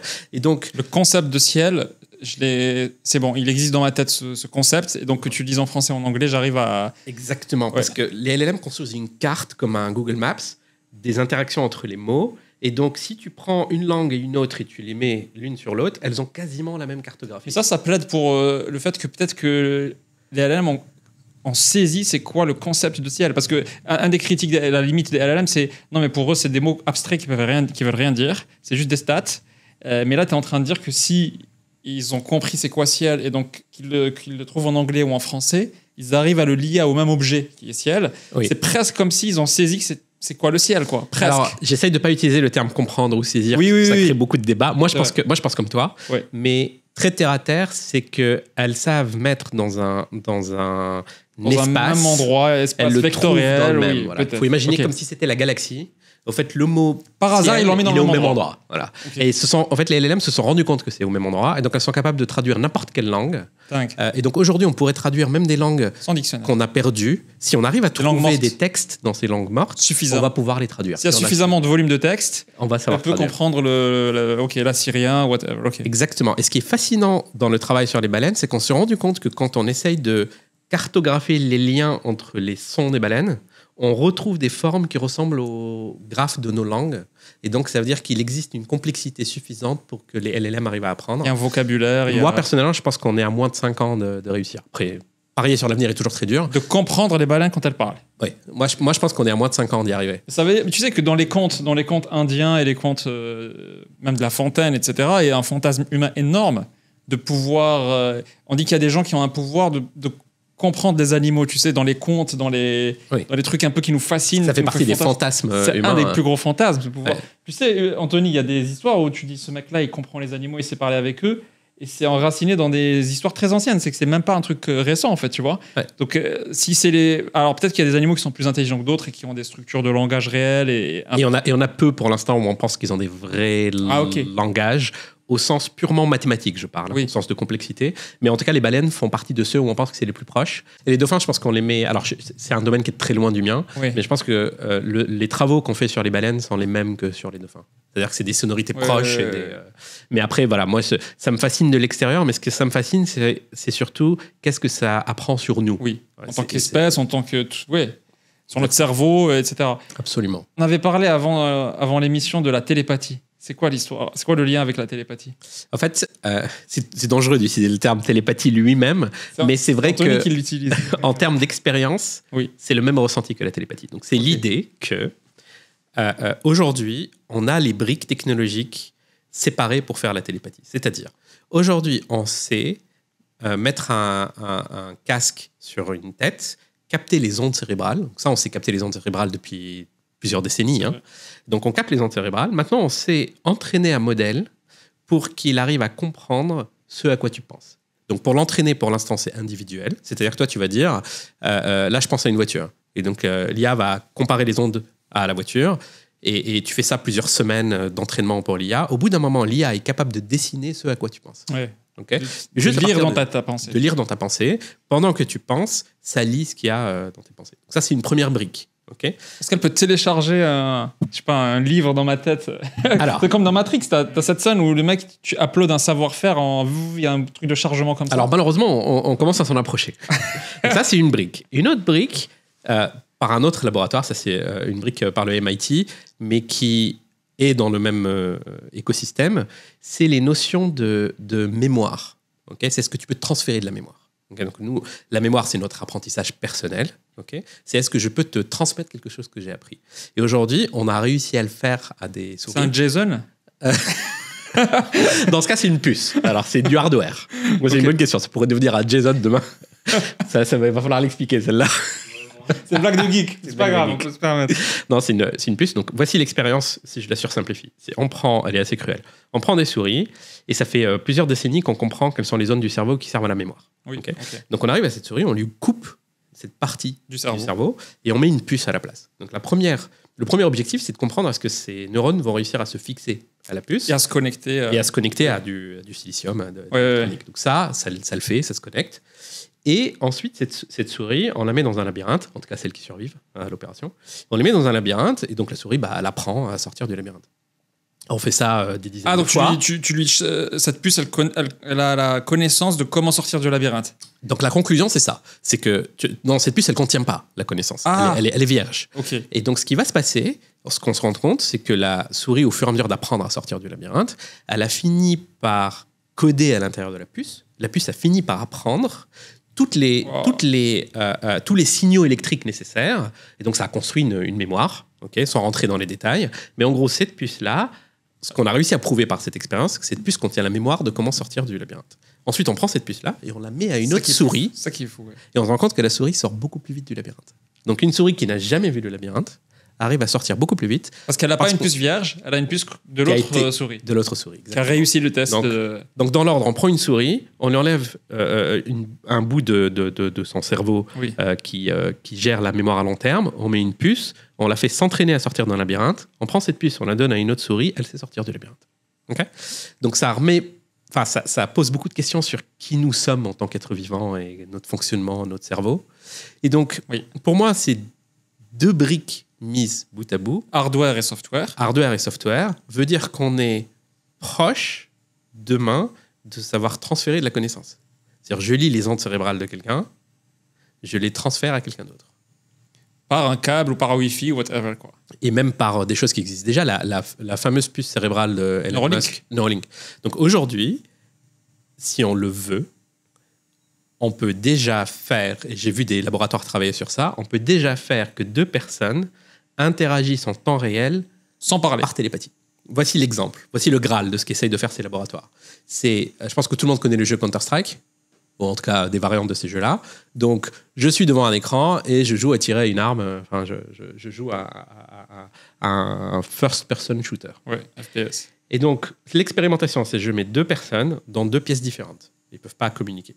La première a un casque et voit l'écran, n'a pas le clavier et la souris, voit juste l'écran avec le jeu qui se déroule. Ouais. L'autre personne a un casque, n'a pas l'écran, mais a le clavier et la souris. Et ça, on est très proche d'avoir ce jeu capable de se faire parce qu'on a déjà une capacité à transférer des ordres comme ça. D'un cerveau à un autre. D'un cerveau à un autre. Aujourd'hui, on le fait de manière encore trop lente et de manière encore pas précise, mais on commence à s'en approcher. Et ça pose des vraies questions sociétales, des vraies questions... C'est bouleversement, ça. Hein. Oui. Et en fait, le cerveau, ce qui est marrant, parce que le cerveau, on y pense beaucoup en tant que chimie, mais en réalité, il y a énormément de signaux électriques dans le cerveau et la science n'avait pas, pendant très très longtemps, utilisé ce truc-là de « Ok, je capte des signaux, est-ce que je peux les utiliser, etc. » Et c'est vrai que maintenant, ça a beaucoup avancé, cette partie je capte les signaux, j'arrive à les interpréter et je peux en faire quelque chose. Et l'autre truc, c'est que j'ai vu qu'il y avait aujourd'hui de plus en plus des fermes, pas des fermes, mais genre des cerveaux qui sont le plus possible. Alors, j'ai pas bien compris, mais des cerveaux un peu... je sais pas si c'est synthétique ou c'est des cerveaux biologiques qu'on arrive à extraire. Alors, je sais pas d'où ça vient, ces cerveaux, de quelle espèce, tu vois, mais qu'on arrive à brancher en réseau. Et donc, ces cerveaux sont utilisés à la place du silicone, qui sont des réseaux de neurones imprimés sur circuits électroniques. Mais là, on arrive à faire travailler des cerveaux biologiques pour résoudre des équations ou Alors des bouts de cerveau, oui, on n'y est pas encore sur modéliser un cerveau en entier. Aujourd'hui, on arrive à faire, je crois le dernier papier que j'ai vu, on arrive à faire plusieurs centimètres cubes d'un cerveau de rat. Qu'on utilise vraiment comme la machine, quoi. Alors non, mais qu'on arrive à modéliser en entier. C'est-à-dire que on arrive à faire circuler assez de signaux électriques pour réussir à comprendre la cartographie et de le recréer en entier, avec la même densité et la même complexité, et du coup pouvoir exploiter ça pour faire des calculs. Mais on n'y est pas encore au niveau de densité du cerveau. Le cerveau reste encore un vrai mystère sur faible énergie, vitesse de calcul, capacité à s'adapter très très vite, sa plasticité, donc sa capacité à changer de schéma très vite. Ouais. Donc il y a encore, en fait, plus l'IA avance, plus on se rend compte de à quel point le cerveau est complexe. En fait, plus on avance, plus on s'éloigne. Exactement, oui. D'ailleurs, je ne sais plus qui disait que plus tu es éduqué, plus tu te rends compte de... Plus tu es cultivé, plus tu te rends compte à quel point tu connais pas grand-chose. Exactement. Et je pense que c'est ce qui est en train de se passer pour le cerveau humain. C'est plus on avance dans l'IA, plus on débloque des compréhensions de ce que fait le cerveau, et plus on se rend compte de la magie de ce que c'est. Je pense que quand on était à l'époque, invention de l'ordinateur, Turing, etc., on était en mode waouh, c'est la version 1 et le cerveau, ça doit être la version 1000. Ouais. Et là, en fait, on se dit ok, on a la version 2, mais ça doit être 20 000 ou 100 000 le cerveau, tu vois. Exactement. Mais en fait, on dit tout ça et c'est des cases hyper fous. Mais en même temps, moi, je prends GPT, j'essaie de créer un agent. Je lui dis juste regarde les annonces sur tel site et tel site. Et quand tu trouves cette voiture que je veux, bah, tu me fais un mail pour me dire tu peux l'acheter. Et ça marche même pas. Il se plante, il hallucine. Tu vois, en même temps, on a des trucs de fous dans des labos qui peuvent marcher pour de la recherche. Mais en même temps, dans les cas pratiques, at scale sur des business, tu vois, il y a 95% des POC qui sont faits en entreprise qui fail. Oui. Alors, on sait que quand tu es CEO et que tu as un board qui te dit alors, Karim, tu as fait quoi en IA? Parce que tout le monde me parle d'IA. Tu dis ah merde, ok, vas-y, je vais faire un POC. J'ai trouvé 3 scénarios. Ouais, j'ai trouvé 3 scénarios. Un POC, c'est un proof of concept, c'est un projet pilote en français, on dit. Projet pilote, c'est un projet juste pour prouver que ça marche. Et après, on le met vraiment dans le produit. Mais c'est sûr que beaucoup de CEO, beaucoup de patrons d'entreprise ont été pressurisés par leur board en mode j'entends parler de ça partout, tout le monde en parle, donc il nous faut de l'IA dans ta boîte. Alors peut-être la boîte fait des biscuits, tu vois, je sais pas. Et donc c'est pour ça que 95% fail. Mais en même temps aussi, c'est la partie agentique. Tu as expliqué tout à l'heure le fait que ça soit pas juste une discussion, mais que l'IA fasse des actions. On sent qu'il y a énormément de freins encore. C'est quoi? Est-ce que tu penses qu'on est à 1 an, 2 ans d'avoir des vrais agents dans... Tiens, nous, on est en train d'essayer de créer... Notre vision, c'est que l'agent comptable, IA, ça nous prendra 2-3 ans quand même d'arriver à un truc qui a la vision globale, comme tu dis, et qui sait tout sur ton dossier, et qui peut dire « Ah, je fais le lien entre tel truc et tel truc qui n'ont rien à voir, mais je pense qu'il y a... Parce que j'ai vu ça, il faut qu'on corrige ça, tu vois ?» Mais on ne voit pas ça encore arriver dans les 6 mois, alors qu'il y a une effervescence. Les marchés price l'IA hyper cher, les actions sont très... Tu vois, les attentes, j'ai l'impression que les attentes sont tellement fortes, mais qu'il y a un moment déceptif, parce que dans 6 mois, on aura encore un truc, tu vois, GPT-5, ça a été un peu psychologiquement pas fou, parce que les gens s'attendaient à un truc hyper game changer. Finalement, c'était juste un peu mieux, et ça utilise les bons modèles au bon moment, tu vois. Oui. Est-ce qu'il y a un côté déceptif qui va arriver? Il y a un côté déceptif et un côté lenteur à l'adoption qui est réel. Ah ouais? En entreprise. En entreprise. Ouais. Je vais donner une stat fin 2024. Donc, c'est les dernières stats qu'on a sur l'usage de l'IA en France. 75% des plus de 35 ans n'ont jamais utilisé d'IA générative. ChatGPT inclus. Donc, des fois, on est un peu dans un microcosme en termes d'IA. C'est vrai. Maintenant, pour répondre à ta question, je pense que les attentes sont un peu déconnectées de la réalité, mais c'est pas juste dû à la réalité. C'est aussi dû aux attentes. C'est-à-dire que, quelque part, chacun d'entre nous suppose que l'IA doit faire mieux que le meilleur des êtres humains. Pas faire mieux que l'être humain. C'est vrai. Faire mieux que le meilleur des êtres humains. Et donc, dans ton exemple d'IA comptable, en fait, quelque part, celui qui va la consommer, il a une attente qu'elle est meilleure que le meilleur comptable, qui est le mieux réveillé, qui est parfaitement de bonne humeur, qui n'a fait aucune erreur. Et en fait, cette attente-là, elle est irréaliste. Les systèmes agentiques qui vont réussir sont des systèmes qui ont copié l'organisation humaine. L'organisation humaine a créé un certain nombre de concepts. Tu vois, moi, mon ancienne entreprise était dans le traitement de factures. Dans le traitement de factures, on appelle ça le concept des 4 yeux. C'est-à-dire que pour les factures hyper importantes, il y a 2 personnes qui les valident. Et on fait le principe des 4 yeux parce qu'on sait que l'humain est faillible de par le fait qu'il traite plein de choses en parallèle, il est juste faillible, quoi. Et il peut frauder, et il peut être malhonnête, Et dans l'IA, il va falloir que les systèmes agentiques fassent la même chose. Moi, dans mon entreprise d'avant, c'est ce qu'on faisait. C'est-à-dire qu'on faisait des modèles où il y a un modèle qui prend une décision et un autre modèle qui vérifie.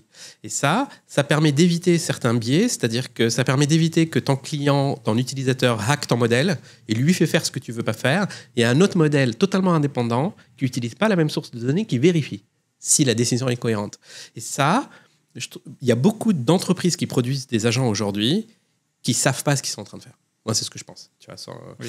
Et il va falloir répéter une partie de ce qu'on a appris avec l'être humain. Et au lieu de vendre un agent, on vend le service qui se trouve qui fonctionne de manière magique pour le client de l'extérieur. Mais à l'intérieur, c'est plein de petits agents qui font des tâches très bien définies, comme dans une entreprise. Dans une entreprise, on est chacun de nous un bout du système. Oui. Donc, on va créer des bouts du système qui sont chacun indépendants avec leurs propres connaissances et leur propre système de priorité, etc. Et à la fin, ça fera le résultat. C'est-à-dire qu'on va acheter le service final plutôt que d'acheter l'agent. Oui. Tu vois ce que je veux dire? Et c'est ça, pour moi, c'est vraiment ça la valeur. Oui, c'est vrai. Et Et quand tu as je pense aussi qu'on aura des équipes dans le futur, où, pour revenir au management un peu, c'est que on aura des équipes où tu auras des humains dans ton équipe, et tu auras aussi des agents peut-être, des agents un peu spécialisés qui font des trucs, etc. Absolument. Est-ce que tu le vois déjà dans ta boîte aujourd'hui? Est-ce que vous avez parce que contrairement à nous, ta boîte, elle vient de démarrer, donc elle commence de zéro, elle peut adopter les nouvelles organisations beaucoup plus facilement. Est-ce que tu vois déjà des boîtes qui ont cette logique de j'ai 4 salariés et 10 agents? Ouais, nous, c'est le cas. Quand on me demande combien vous êtes, je dis on est une cinquantaine dans une vingtaine d'humains. Ok. et comment tu comptes les 30 autres? Est-ce que c'est un peu marketing, marketing pour comment tu les comptes, mais c'est vraiment... moi, je le vois plutôt comme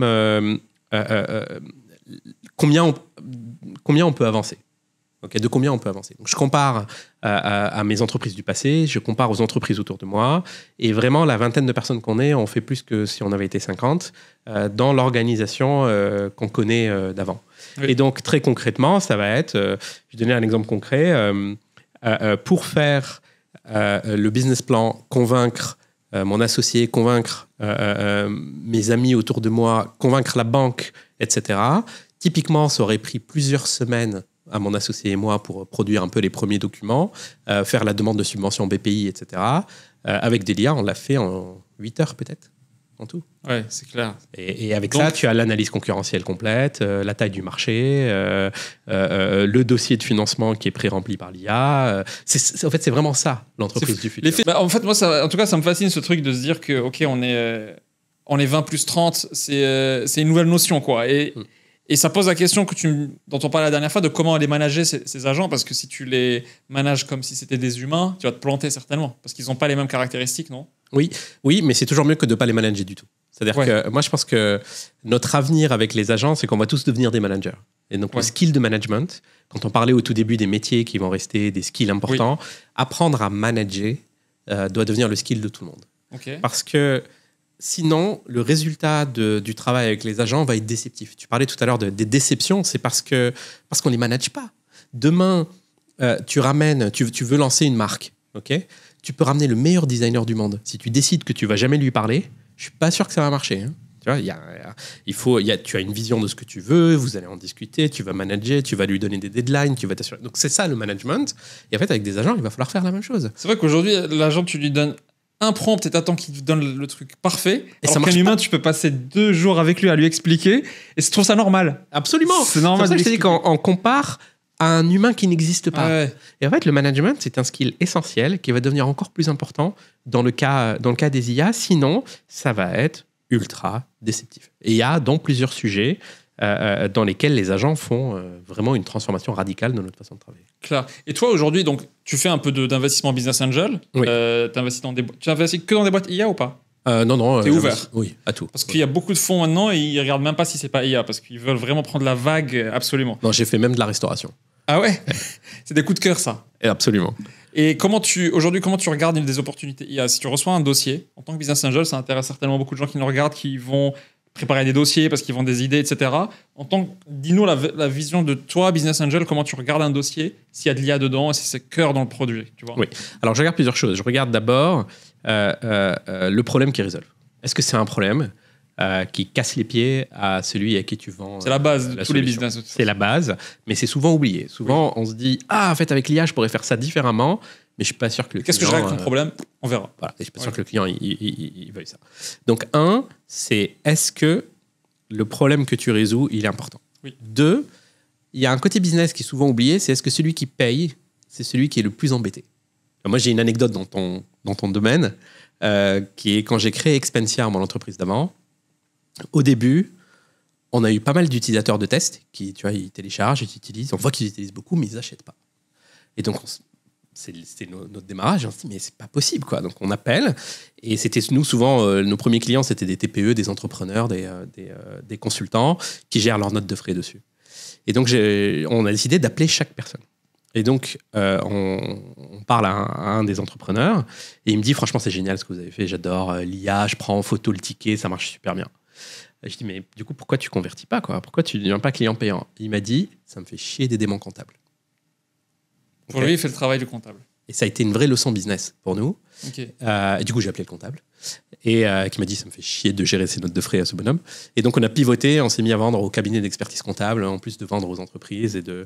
Et donc, la leçon là-dedans, c'est de dire il faut que tu vendes à celui qui capte le plus de valeur. Pas juste, il ne faut pas que ton service il soit bien et qu'il plaise à ton utilisateur. Il faut que celui qui paye, c'est celui qui capte le plus de valeur. Et donc, donc ça, c'est les choses que je regarde. Est-ce que le problème que tu règles, qui va payer, est-ce qu'il capte beaucoup de valeur? 3, je regarde si ça va devenir une commodité beaucoup trop vite. Okay? C'est-à-dire, est-ce qu'il y a assez de valeur ajoutée par rapport à ce que tu apportes pour que ça soit défendable, okay? Par rapport à quelqu'un qui fait de la commodité. Donc, ça, c'est essentiel dans tous les business aussi. C'est-à-dire que si demain, tu me dis je vais vendre du sucre mieux packagé, c'est quand même très proche de la commodité du sucre. Qui connaît les marques de sucre qu'il achète? Commodité, c'est-à-dire que tout le monde peut le faire. Le coût de le faire est très facile. Donc, je peux très vite monter le même business que toi. Oui, et puis il n'y a pas d'identité. Ouais. Dans mon exemple de sucre, très peu de gens connaissent la marque de sucre qu'ils achètent. Parce que c'est du sucre. Et puis, je prends telle marque, c'est toujours du sucre. Et donc, plus tu t'éloignes de la commodité, c'est-à-dire entre le paquet de sucre et du casse, tu te dis pas du casse, ils vendent du sucre. Tu vois, il y a quand même des étapes avant d'y aller. Ou le sucre pour les bobos, qui est un sucre un peu spécial parce qu'il n'est pas raffiné de ouf, etc. Donc ça, c'est des niches. Moi, je vais pas c'est là-dessus. moins différencié. Moi, je vais pas là-dessus. Là, c'est moins commoditisé. Parce que ça, pour moi, je sais pas faire des business comme ça. Oui. Donc, je vais pas aller sur la marque de sucre hyper haut de gamme, parce que dans ma tête, c'est beaucoup trop proche de la commodité. Par contre, je peux aller à un super pâtissier parce que je considère que sa pâtisserie, il est unique. C'est plus du sucre, c'est vraiment de l'expertise. Et donc, dans les startups IA, je regarde à quel point ils sont loin de juste je prompte quelque chose. Le problème des boîtes IA comme ça, c'est que peut-être que dans 2 ans, OpenAI va le faire. Oui, ou peut-être que leur client va le faire tout seul sur ChatGPT. Parce que ça suffira, ChatGPT. Ça suffira, et puis je le ferai dans mon coin. Et ça, c'est le danger de toutes les boîtes. Tu vois, nous, chez Thunders, évidemment que quand on ramène notre agent et notre service, il faut qu'on soit sûr que si notre client se dit je vais le faire tout seul sur OpenAI, que ça soit hyper déceptif pour lui de le faire. Parce que sinon, ça veut dire qu'on est une commodité. Que ce soit suffisamment loin en qualité. Suffisamment loin en qualité, en expertise et en service pour que ça soit évident qu'il faut qu'il utilise votre solution. Absolument. Parce qu'il y a quelque chose dans l'informatique, c'est que tout le monde peut le faire. C'est aussi simple que ça. Hein. C'est coder des lignes. Quoi. Tout le monde peut le faire. C'est écrire des lignes sur un PC. C'est ouf. Quand tu utilises un logiciel de paye, tu pourrais faire ta paye tout seul. Tu vois. Quand tu utilises un ERP, tu pourrais faire ton ERP tout seul. Mais tu ne le fais pas. C'est Excel en général. Excel fait tout ce que les softwares font. Et souvent, on n'est qu'une version d'un Excel killer, mais sur une verticale. Absolument. Mais la raison pour laquelle les clients ne font pas tout sur Excel et décident d'acheter un ERP ou décident d'acheter un CRM ou autre, c'est qu'ils comprennent l'équation du software. C'est-à-dire que celui qui fait le CRM, il va le faire 1000 fois plus efficace que moi. Oui. Parce qu'il a des millions de clients, parce qu'il va le faire mieux, il a de l'expertise. Complètement. Donc moi, dans l'IA, je regarde la même chose. Je me dis, cette équipe-là, ces gars-là, ces nanas-là, est-ce qu'elles ont compris le problème suffisamment bien, elles ont suffisamment d'expertise, et ça va aller suffisamment loin pour que ce soit pérenne. Et je pense que 90% des startups dans l'IA ne sont pas pérennes. Donc ça, c'est ta grille de lecture en tant qu'investisseur, et sûrement que tu l'as appliqué aussi quand tu as relancé ta propre boîte. Absolument. Et on va en parler, mais ce qui est marrant, c'est qu'il m'a dit la dernière fois, Karim, avant, il m'avait dit je ne vais jamais relancer. Quand il a vendu Expensia, il m'a dit c'est tellement traumatisant, mec, de faire une boîte, que c'est bon, on est fatigué, on s'en fout, on fera que investir et on vivra la belle life. Et d'un coup, bam, je vois quoi? Karim va lever des fonds, il veut lancer une boîte. What? Comment ça s'est fait ce switch-là? Pourquoi tu te dis vas-y, je me lance quand même? En fait, je pense que c'est comme les gens qui font plusieurs enfants. Ils oublient que le premier était hard. Donc, je pense qu'il y a une part de mémoire qui est qu'une fois que tu arrêtes, petit à petit, tu oublies les mauvais trucs et tu te rappelles des bons côtés. C'est pour ça que tu es nostalgique de certains moments alors que tu n'étais pas bien forcément dans ces moments-là. Exactement. Ça, c'est une force du cerveau humain de filtrer. Mais blague à part, c'est vraiment la nature du problème. C'est-à-dire que nous, on a tellement détesté faire du testing dans notre carrière de software, tu vois, que ce soit chez Microsoft, chez Expensia. En fait, tester du logiciel, c'est la pire chose. En fait, quand tu développes, ça prend une part tellement énorme de ton cycle d'innovation. Oui. En moyenne, pour un éditeur de taille moyenne comme Expensia, c'est la moitié du temps d'innovation est passé à tester. Alors que c'est pas de l'innovation en vrai. Tu fais pas un truc que tu as à partir du moment où tu dois le tester. Et ton client le voit pas, il le valorise pas, il se dit pas, ces gars-là, ils ont passé la moitié de leur temps à tester. Chez Microsoft, il y a des gens qui testent, c'est sûr. Absolument. QA, ça s'appelle Quality. Alors, il y a soit tu as des QA, c'est-à-dire des êtres humains qui se mettent devant l'application et qui déroulent des scénarios, soit tu écris du code de test. Oui, Okay. automatique. Donc, tu écris du code de test automatique, ça coûte très cher à écrire. Un Expensia, c'est 1 million de lignes de code de test. Je ne sais pas si tu t'en rends compte. Il y a 1 million de lignes de code de test dans Expensia. Je ne parle même pas du produit. Je parle de tous les scénarios parce qu'on est dans 60 pays, 60 règles fiscales, sociales, ça, Anthony, etc. Donc, 1 million de lignes de code de test. Il y a des mecs qui sont payés pour tester déjà. C'est leur métier. D'ailleurs, tu peux l'imaginer en jeu vidéo, par exemple. Avant de sortir un jeu vidéo, t'as un mec qui doit tester tout. Est-ce que ça lag, ça va... Ouais, non, c'est pas bêta-testeur, c'est un salarié testeur, c'est un CDI testeur. Oui. C'est pas tu donnes à un mec pour tester chez lui. Et là, il dit qu'il y a aussi des développeurs qui développent des tests automatiques, comme ça tu perds un peu moins de temps. Et parfois, il faut mixer les deux, qualitatif et automatique, parce que tu peux pas. Chacun fait un truc différent en fait dans les tests. Oui, et chacune des entreprises, enfin la plupart des entreprises vont faire un mix des deux. Oui. C'est-à-dire que soit elles ont les moyens d'investir et elles font du test automatique, mais c'est en réalité dangereux à terme parce que c'est très cher à maintenir. Il faut continuellement que tu mettes à jour tes tests. Oui, bien sûr, Et donc, quand tu as 1 million de lignes de tests, maintenir, c'est cher. Soit tu mets des humains, c'est quali, parce que tu as du retour subtil. Pas exhaustif. Mais c'est juste même pas exhaustif. Moi, j'ai un client, il me dit, quand je fais du test manuel, j'ai l'impression de remplir l'océan une cuillère à soupe à la fois. Ouais. Ça peut être très long. Tu vois. Et donc ça, c'est le problème que tu as voulu... Donc ça, c'est le problème, et on en a toujours souffert. Et au bout d'un moment, tout le monde accepte que c'est un mal nécessaire. Et donc, pour un Microsoft, tu passes 80 à 90% du temps à tester. Pour un Expensia, tu passes la moitié du temps. Donc, c'est cher.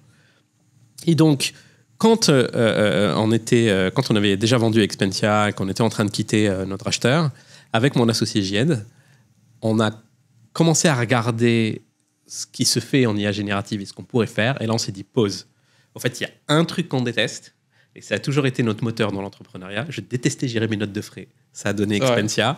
On a toujours détesté le testing. On s'est dit, il y a peut-être un truc à faire. Donc, on a commencé à y passer nos soirées, à y réfléchir, à se dire, est-ce qu'on peut amener quelque chose de différent? Et puis, à essayer de répondre à toutes les questions, qui est, est-ce que le problème est assez pénible? Est-ce que le marché est assez grand? Est-ce que les gens, ils ont envie de payer? Combien ils sont prêts à payer? Et donc, on a fait un prototype qu'on a testé et maintenant, c'est lancé. On a une dizaine de clients, des éditeurs de différentes tailles qui aujourd'hui automatisent tout ça. Non, en fait, nous, notre cible, c'est de vendre à tous les éditeurs ou intégrateurs qui commencent à avoir des systèmes complexes. Donc, en général, ça va être... C'est quoi le seuil? C'est en général à partir de 5 millions de revenus.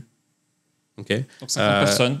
Voilà, 40-50 personnes. Exactement, une cinquantaine de personnes, une équipe tech qui contient une dizaine de personnes, c'est ça notre cible. Donc ce qu'on a fait concrètement, donc rappelle-toi, tu as des testeurs humains ou du code, et chacun a ses défauts. Nous, au fait, on a fait l'équivalent du testeur humain, mais avec des agents IA. Okay, donc, il donne des résultats subtils. Le testeur humain, il a sa propre personnalité, son propre bagage. Un persona. Tu crées un persona. Et lui, il fait ce que fait un testeur. Donc, il ouvre un navigateur, déroule les scénarios, te donne du feedback, prend des captures d'écran quand il y a des problèmes et te les remonte, regarde le niveau de sécurité, le niveau d'accessibilité, enfin, teste pour toi. Et si on revient à ta question de tout à l'heure, quand je parlais de profondeur par rapport à la commodité, par rapport à la base, en fait, nous, on dit qu'on ne vend pas juste un robot qui teste, on vend de l'expertise de test.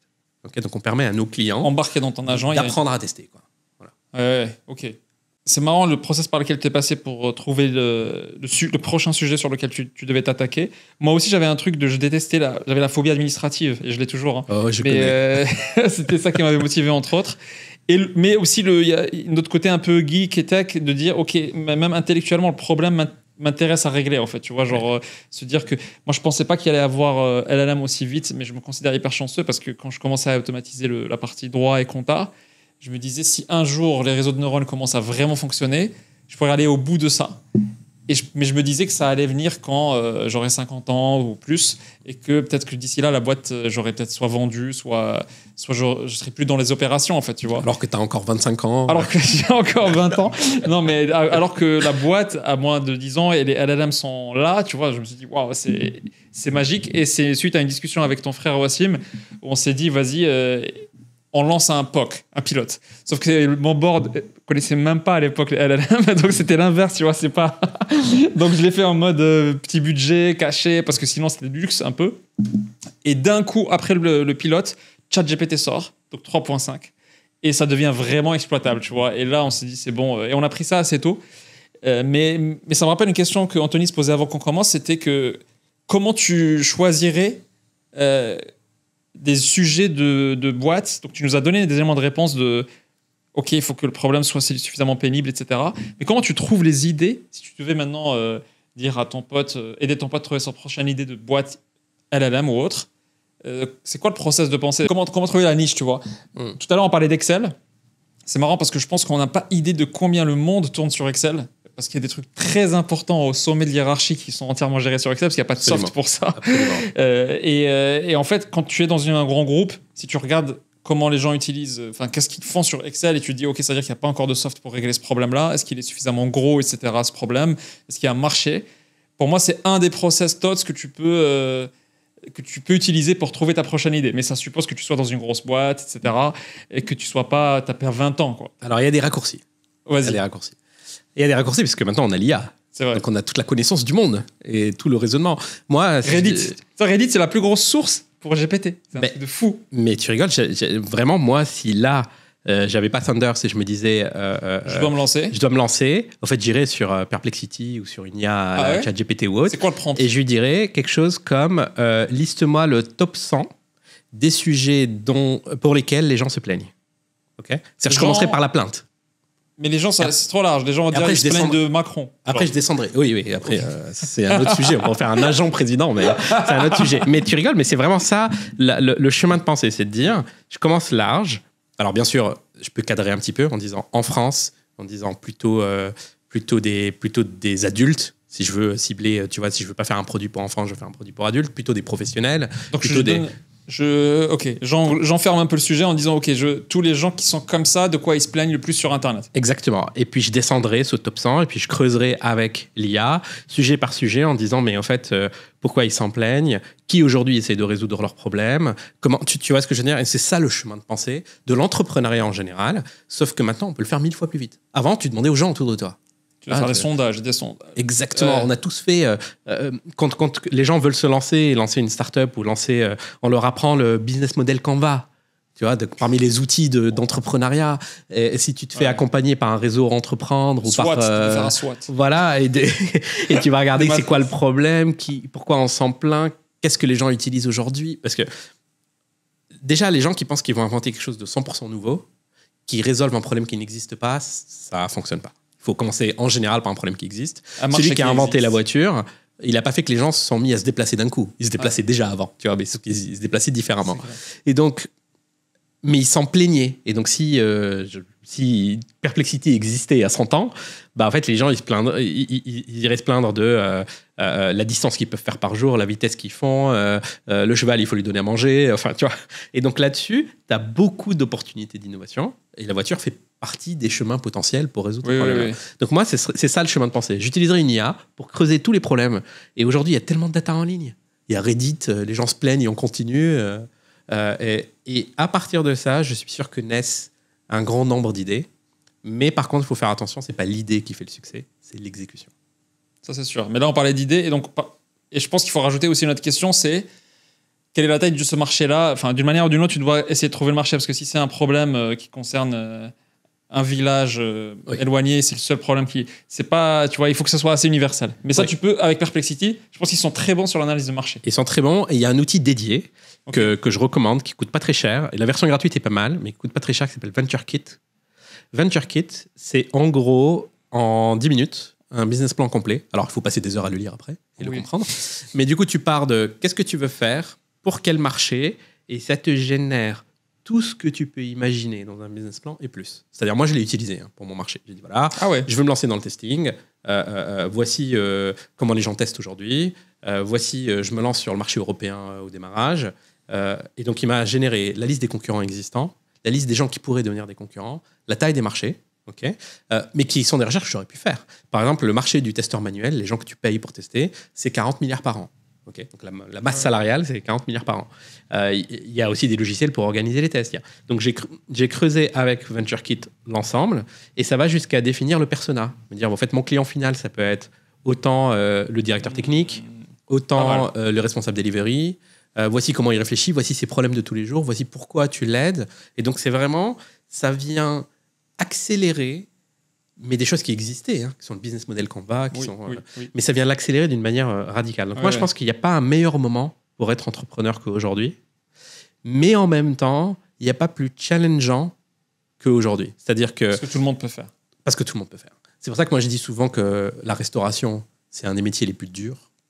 Parce qu'en fait, tout le monde peut faire. Tout le monde a l'illusion de pouvoir faire. Et donc, tu as des concurrents tous les jours qui Et donc, tu as des concurrents tout le temps. Et donc, c'est dur à suivre tous les nouveaux concepts. Et je pense que dans l'entrepreneuriat, on est en train de vivre un moment similaire. C'est-à-dire qu'avant, tu pouvais te dire « Ah, j'ai pas l'idée, j'ai pas le... » Il n'y a plus d'excuses aujourd'hui. C'est tellement facile de trouver la bonne idée. Par contre, vu que c'est facile de trouver la bonne idée... Tu auras 10 personnes en face de toi pour chaque idée. Tu auras 10 000 personnes en face de toi pour chaque idée. Non, mais dans ta rue, il y aura 10.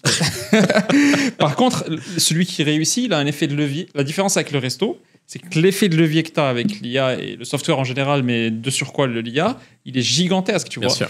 Aujourd'hui, avec une ligne de code, en leverageant un chat GPT, si tu trouves la bonne niche et que tu as trouvé l'approche unique pour bien le faire et que tu as un peu de savoir-faire privé qui n'existe pas, l'effet de levier est gigantesque parce que tu as besoin de beaucoup moins de salariés pour créer une fortune beaucoup plus grosse.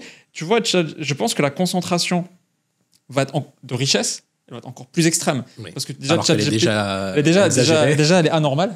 Et c'est un des plus gros problèmes qu'on a en tant que société aujourd'hui. Mais aujourd'hui, qu'une boîte comme ChatGPT a absorbé tout ce qu'a écrit les Européens, les Chinois, les Indiens, les Américains, les trucs, et qu'elle l'absorbe dans la même boîte et qu'elle en tire profit, c'est un des transferts de fortune les plus gros qu'on n'a jamais vu en fait. Et donc les mecs qui vont utiliser cet effet de levier dans leur niche, ils vont faire des effets de concentration de ce type-là. Et je pense donc de ce point de vue-là, c'est la meilleure époque pour être entrepreneur parce que jamais on a eu des effets de levier aussi gigantesques. Oui. Et moi, pour répondre à la question d'Anthony, il y a une autre approche de savoir quelles sont les niches. Elle est radicale. Mais Y Combinator l'utilise. Tu prends tous les métiers qui sont payés 100 000 $ et plus, qui sont généralement pas manuels. Bon, tu peux être plombier et gagner 100 000, mais c'est difficile de remplacer un plombier. Et tu te dis, OK, ces métiers-là, je vais m'attaquer à une partie de leur métier parce que, je vais simplifier un peu le problème. Et ça fait des idées aussi parce que maintenant, tu n'es plus en train de raisonner en tant que je dois créer un software pour que des gens l'utilisent et je règle un problème. C'est plutôt juste, le métier existe. Ça veut dire qu'il répond à un problème qui existe déjà. Je n'ai même pas besoin d'appliquer ce filtre. Le marché existe parce qu'il y a 100 000 personnes qui sont payées 100 000 dans chaque pays pour faire ce métier-là. Donc ça peut être fiscaliste, mais ça peut être aussi dans la médecine, comme tu disais tout à l'heure. Ça peut être développeur. Tu peux appliquer ce filtre-là pour aller plus vite encore peut-être que l'approche classique, tu vois. En fait, j'aime beaucoup cette approche, mais en réalité, elle mène à beaucoup de startups IA pas viables. Oui. C'est mon opinion très perso. Hein. Okay. C'est qu'en fait, si on l'applique de manière aussi stricte, elle montre clairement où est l'argent, où est le marché. Où est la valeur, ouais. Où est la valeur, où est le marché. Par contre, elle peut zapper la question de qui va acheter. Et en fait, c'est très dangereux. Souvent, on voit beaucoup de projets IA qui plantent parce que leur raisonnement, c'était je vais utiliser la personne X pour tuer le job de la personne X. Tu vois ce que je veux dire ? C'est-à-dire que je vois beaucoup de startups IA qui essayent de vendre au DRH la fin des RH. Qui essayent de vendre au cabinet d'avocats la fin des avocats. Et donc ça... Oui. C'est vrai. Ça marche pas. C'est pour ça que Google n'a pas sorti son IA à la base et qu'il a perdu la bataille. Mais par contre, ça veut pas dire que tu peux pas faire une IA légale ou une IA comptable ou testeur comme toi. Hein. Ou testeur. C'est juste que tu dois être sûr de à qui tu vends et pourquoi tu le vends et comment tu le vends. Et donc nous, on vend aux responsables métiers, ceux qui comprennent ce qu'ils veulent construire, pour être capables, de la même façon qu'ils utilisent le vibe coding pour créer leurs produits, ils peuvent faire du vibe testing avec nous et s'assurer de faire toute la chaîne.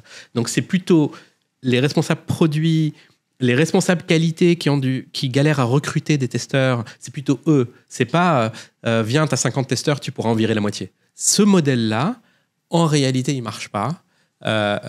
Et c'est pas juste une vision sociale du problème, c'est juste ça marche pas économiquement. Okay. C'est vraiment, il faut trouver qui est celui qui va capter le plus de valeur. C'est pas celui qui se fait virer qui capte le plus de valeur. C'est vrai. Je vois ce que tu veux dire. Mais c'est vrai que la technique Y Combinator, eux, ils l'appliquent jusqu'au bout. C'est-à-dire qu'ils s'assurent qu'ils te poussent à vendre à la bonne personne, évidemment. Hein, sinon, ils ne seraient pas Y Combinator. Mais... Et Karim, c'est quoi les outils IA que tu utilises toi qui marchent bien? Donc, tu nous as parlé un exemple sur l'étude de marché / BP. C'est quoi les autres que tu utilises? Donc Perplexity. Alors j'utilise beaucoup Perplexity. C'est un peu mon remplaçant de Google dans ma génération. C'est-à-dire qu'avant, j'ai une recherche à faire. En fait, je vais chercher, je vais cliquer sur 10, 15, 20 liens et je vais me construire mon analyse, Okay, et je vais comparer, des fois, il y a Ça semble des avis archaïque, différents. Ça semble archaïque aujourd'hui, mais C'était il y a 2 ans. Et ouais, il y a 2 ans, on faisait tout ça. En fait, j'utilise beaucoup Perplexity. Ok. C'est un gain fou. Et je brainstorm avec Perplexity. C'est-à-dire qu'on discute d'un sujet et je lui dis je veux qu'on brainstorm et il me donne des idées, je lui en donne, il me challenge. Voilà, et à la fin, on arrive sur la même chose qu'on serait arrivé si je brainstormais avec. Est-ce que tu as utilisé Perplexity pour préparer cet épisode? Absolument. Ok. Ouais, absolument, bien sûr. Et ça a fonctionné? C'était productif? Bien sûr. Parce que du coup, il me challenge. Il me challenge sur les sujets. Je lui dis voilà, moi je suis un ingénieur. Je connais une partie de mes défauts. Je suis un geek passionné. Donc je sais que je peux rentrer en profondeur Et donc je dis voilà, évite-moi de rentrer en profondeur. Je veux rester grand public. Je veux toucher des entrepreneurs. Donc il me challenge. Absolument, oui. Ok. Moi, c'est un réflexe dans tout. Y compris pour préparer les plats de ma petite. Ok. Donc voilà. Donc j'ai évidemment un certain nombre d'outils de code. Okay, parce que nous, on est un éditeur de logiciels, donc j'en utilise plusieurs que je peux citer. Un de ceux que j'utilise le plus, c'est Devin, qui est une solution américaine. Ça m'a surpris que ce soit pas Cursor ou quelque chose de plus... En fait, parce qu'il y a vraiment, même s'ils commencent à se ressembler, mais dans la façon avec laquelle ils sont nés, il y a 2 familles d'outils d'aide au développement. Tu as ceux où tu es développeur devant ton écran et ça vient t'aider à écrire du code de plus en plus vite. Et il y a ceux où ça se comporte comme si c'était ton collègue. Okay. Et donc Devin, il se comporte comme si c'était ton collègue. Par exemple, je vais faire la vaisselle, j'ai une idée de quelque chose que j'ai envie de tester, je vais donner à Devin la tâche, je vais aller faire la vaisselle, je vais revenir et je vais vérifier ce qu'il a fait. Okay. Donc c'est un agent, il a une vie autonome entre guillemets, ce qui n'est pas la même chose que je suis devant mon écran et il m'aide à coder. Et donc moi, ma façon de bosser personnelle, vu que je suis pas un développeur temps plein, je suis un dirigeant d'entreprise, j'ai besoin que c'est sa vie à côté. Et donc nous, Thunders, qu'on utilise évidemment, c'est pensé de la même façon. Donc, c'est un agent qui va aller tester et que je peux revenir après voir ce qu'il a fait. Okay, donc, c'est 2 visions assez différentes de comment j'attaque le problème.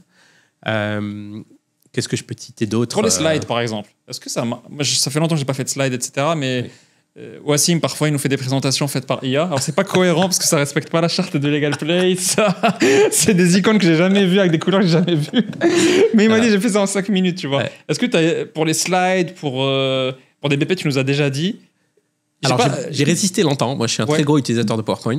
Mais ça y est, j'ai switché toute la boîte à Gamma. Ah ouais? Ouais, j'ai switché toute la boîte. Ça y est, je m'imagine même pas demain regarder quelqu'un faire des slides sur PowerPoint. Est-ce que ça te semble archaïque aussi? Ouais, parce qu'en fait, il y a des moments, il y a des sujets où le cerveau est très bon là-dedans. Il y a des sujets que quand tu les as résolus, tu penses même pas à comment c'était avant. Tu vois, imaginons si ici, au bureau, il y avait des problèmes de Wi-Fi.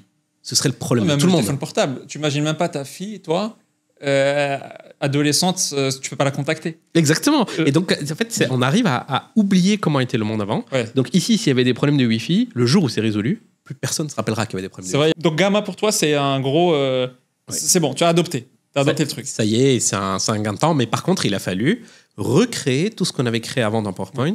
Et parfois, ça n'existait pas. Donc, il a fallu recréer une charte d'entreprise, s'assurer qu'elle est dans Gamma, que tout le monde ne fait pas n'importe quoi. Voilà. Donc, Gamma, oui, fait partie des outils qu'on utilise le plus. Perplexity, c'est en pro que tu l'as. J'ai la version pro, mais j'utilise pro et perso. Ouais, c'est la version pro, ok. Par contre, il y a un danger dans tout ça, c'est les résumés. À chaque fois que je dis à un gars, mec, cette vidéo, genre, je parle d'une vidéo de 1 heure, où c'est profond, où il y a des trucs de fous qui sont dedans. Je lui dis, mec, il faut que tu la regardes absolument.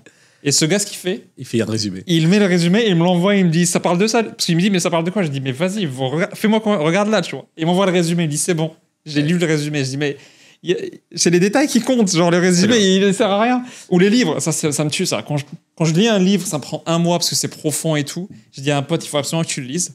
Et il fait un résumé. Et je dis, mais si le résumé suffit, je te l'aurais dit. J'ai pas besoin de... Parce qu'en fait, il y a une incompréhension sur ce que tu essaies de consommer. Tu vois, c'est comme si je te disais, écoute, je connais un super chef sushi, c'est super bon. Tu vas pas générer un résumé, tu vois. Oui. Parce que ça a l'air absurde. Oui. Et en fait, dans ton exemple de bouquin, c'est la même chose. C'est-à-dire que toi, tu veux l'émotion que ça crée et la réflexion que ça te crée en le lisant. Mais le résumé, et les changements dans tes neurones, dans les connexions de synapses, je veux que ça bouge. Absolument. Et le résumé, il perd tout. Sauf que les réunions, c'est rarement le chef sushi, tu vois. Non, bien sûr. Donc moi, je suis très content de zapper une réunion. D'ailleurs, pour finir sur ça, j'avais vu un podcast une fois et j'étais choqué parce que le mec, il m'a un peu matrixé sur ça. Il dit, tu vois, depuis tout à l'heure, on parle. Et en fait, on a dit ce que des LLM auraient pu dire. Donc, il n'y a rien d'original dans ce qu'on a dit. Et il dit 95% de ce qu'on a dit, c'est des LLM. Et d'ailleurs, dans la journée, quand tu regardes tes 8 heures par jour, c'est rare où tu fasses 8 heures qu'un LLM ne peut pas faire parce que tu fais que des trucs un peu. Tu réponds à des mails, tu bookes des meetings, tu dis des trucs très convenus. Genre, oui, ça, il faut se focus sur le problème, là, on se dévie, etc. Et en fait, et même quand on se voit, allô, ça va, t'as passé un bon week-end. C'est que du LLM, genre, on dit rien de ouf. Et peut-être qu'il y a une demi-heure, 20 minutes dans la journée où vraiment c'est notre touche, c'est Karim, c'est son unicité il dit un truc contre-intuitif, là où tout le monde pensait qu'il fallait être à droite, lui il dit c'est à gauche. Et en fait, maintenant avec les LLM, ça me pousse moi à me questionner sur à quoi je sers en fait. Ah, sinon c'est la dépression. Oui, et je me dis en fait tout ce que j'ai, 95% de ce guide, c'est pas grave, ça sera du LLM, c'est pas grave. Je vais juste dire des trucs très, tu vois, genre t'es bronzé, t'es allé où en vacances, des trucs hyper basiques où tu peux m'autocomplete. Toi-même, tu peux juste dire ce que je vais dire en fait, tu vois. Et d'ailleurs, c'est basé sur l'autocomplete, tout l'algorithme. C'est ça qui est ouf, c'est que ils arrivent à nous imiter en fonctionnement de cerveau. Avec un algo qui devait faire de l'autocomplete à la base. Parce qu'on est hyper prévisible. Ça, j'y pense tous les jours. C'est que pour craquer ce problème, ils ont dû faire de l'autocomplete. Le logiciel d'autocomplete a tellement bien marché qu'il nous a imité quasiment dans comment on fonctionne. Bon. Il nous a décodé. Si on m'avait dit que pour nous décoder, il fallait faire un logiciel d'autocomplete, je me serais dit ça, arrête, c'est bon, j'arrête, je vais faire de l'agriculture. On sert à rien en fait, tu vois. Et du coup, là, je me dis, waouh, tout ce qu'on fait, c'est quasiment du LLM. Et en fait, là où on exprime notre génie ou notre originalité ou notre unicité ou notre art, c'est par quelques moments rares dans la semaine, en fait, tu vois. Et le reste, un jour, ça sera un agent et puis c'est pas grave, tu vois. Ouais, je comprends que ça soit à minima anxiogène. C'est déroutant. Pour les gens, et c'est déroutant. Mais au moins, ça te pousse à être plus original. Ça te pousse à aller chercher dans le fond de toi-même de qu'est-ce qui te rend unique. Oui, puis même en tant que consommateur, ça te pousse à te dire, en fait, moi, qu'est-ce que je veux consommer. Tu vois, oui. Pour moi, il y a un vrai sujet sociétal, mais qu'on a... Encore une fois, moi, j'essaie toujours de me rattacher à des choses qu'on a déjà vécues, parce qu'une fois qu'on les a déjà vécues, on les voit avec moins d'émotion et moins d'anxiété. Les exemples que j'aime bien citer, c'est la musique enregistrée. La radio, elle a tué les groupes de musique qui allaient dans les bars. On appelait ça les cafés chantants avant. Chaque bar ou café, toujours des groupes de musique tout le temps. Et puis, dès qu'il a pu avoir de la musique enregistrée ou une radio, il a remplacé. Et donc, ça se pose la question de est-ce que toi, tu as envie de voir de la musique live ou tu as envie de... Tu vois, c'est des transformations sociétales majeures. Hein. C'est juste qu'on les a oubliées. De la même façon, tu vas ici dans n'importe quel bistrot parisien, 80% des plats sont surgelés. Se pose la question de toi, est-ce que tu veux avoir un chef qui cuisine? Et donc, je pense qu'en tant que consommateur et en tant que législateur, on peut laisser la techno faire ce qu'elle va faire. C'est compliqué d'aller se battre contre le sens de l'histoire. Par contre, on peut équiper le consommateur du choix. Dans mon exemple de gastronomie, moi, j'aime beaucoup ce qu'ils ont fait en Italie. En Italie, sur les menus, tu as une petite étoile qui te dit si il est fait sur place. Ouais. Voilà. Et ça, je trouve que c'est super intelligent parce que toi, en tant que client, tu peux faire un choix qui est peut-être pas rationnel, mais tu fais le choix de dire, écoute, peut-être que l'industriel, il est aussi bon que ce qu'il va faire, mais moi, je veux. C'est lui que je veux, tu vois. C'est lui le parallèle que tu fais, pour ceux qui nous écoutent, c'est avec, par exemple, les films et la musique. Comme il y aura beaucoup de musique IA, qui va marcher certainement. Absolument. Parfois, tu te diras, non, mais j'ai envie d'écouter un truc artisanal que l'humain a fait. Mais ce sera pareil pour les avocats, ce sera pareil pour les médecins, ce sera pareil. C'est-à-dire que pour moi, la médecine IA, ce qu'elle va faire, c'est qu'elle va démocratiser la médecine. Et je pense relever le niveau de santé de tout le monde. Parce que ça va devenir une médecine abordable, sans déserts médicaux. Tu peux en 2 minutes avoir un médecin, tu peux...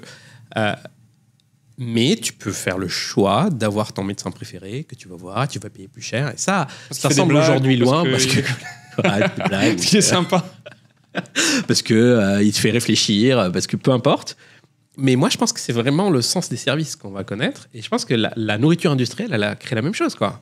Maintenant, tu peux, en 2 minutes sur un Deliveroo, tu as le choix de toute la nourriture du monde. Mais tu peux toujours aller voir. Mais parfois, il y a des plats qui ont une histoire. Il y a des petits trucs très petits à échelle humaine. C'est comme acheter des trucs faits main au Tibet au lieu d'acheter Ikea, tu vois. Ça sera la même chose, mais pour des productions peut-être intellectuelles. Type exactement. Musique, moi, c'est ma vision du futur. Je dis pas que c'est une vision souhaitée. Mais si je devais parier mon argent sur à quoi ressemble le futur de ces métiers intellectuels, je pense que ça va ressembler à ces métiers-là. C'est-à-dire que 90% fait par IA. Et puis, tu as 10% de premium parce qu'on fait un choix d'aller vers le premium. Puis, peut-être pas rationnel, peut-être que ce qu'on pense être premium, c'est moins émotionnel. Mais c'est émotionnel, c'est humain, c'est notre supplément d'âme. Ouais.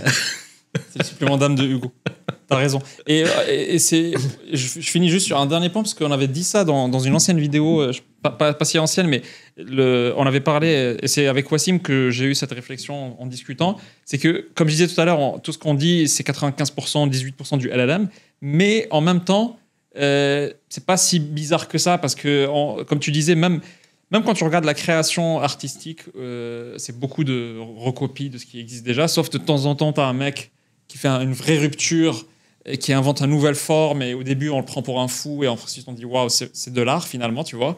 Et en fait, ce mec-là, pour moi, si on parle par rapport au LLM, ou un Einstein qui arrive et qui dit je sais pas, le temps n'est pas absolu, ou des trucs comme ça, tu vois, ou à un moment, tu te dis « Non, mais il hallucine ». En fait, pour moi, il y a un lien avec l'hallucination informatique, entre guillemets, de d'IA, parce que c'est pareil, c'est un process qui est en dehors de ce qu'on connaît habituellement, en dehors des LLM, quelque part, en dehors de la moyenne de ce qu'on produit. Et en fait, c'est une hallucination parmi 1 milliard, mais il se trouve que c'est l'hallucination qui a produit un truc beau, ou la vérité, ce qui parfois est la même chose, tu vois, les E égale MC au carré, ou des trucs comme ça.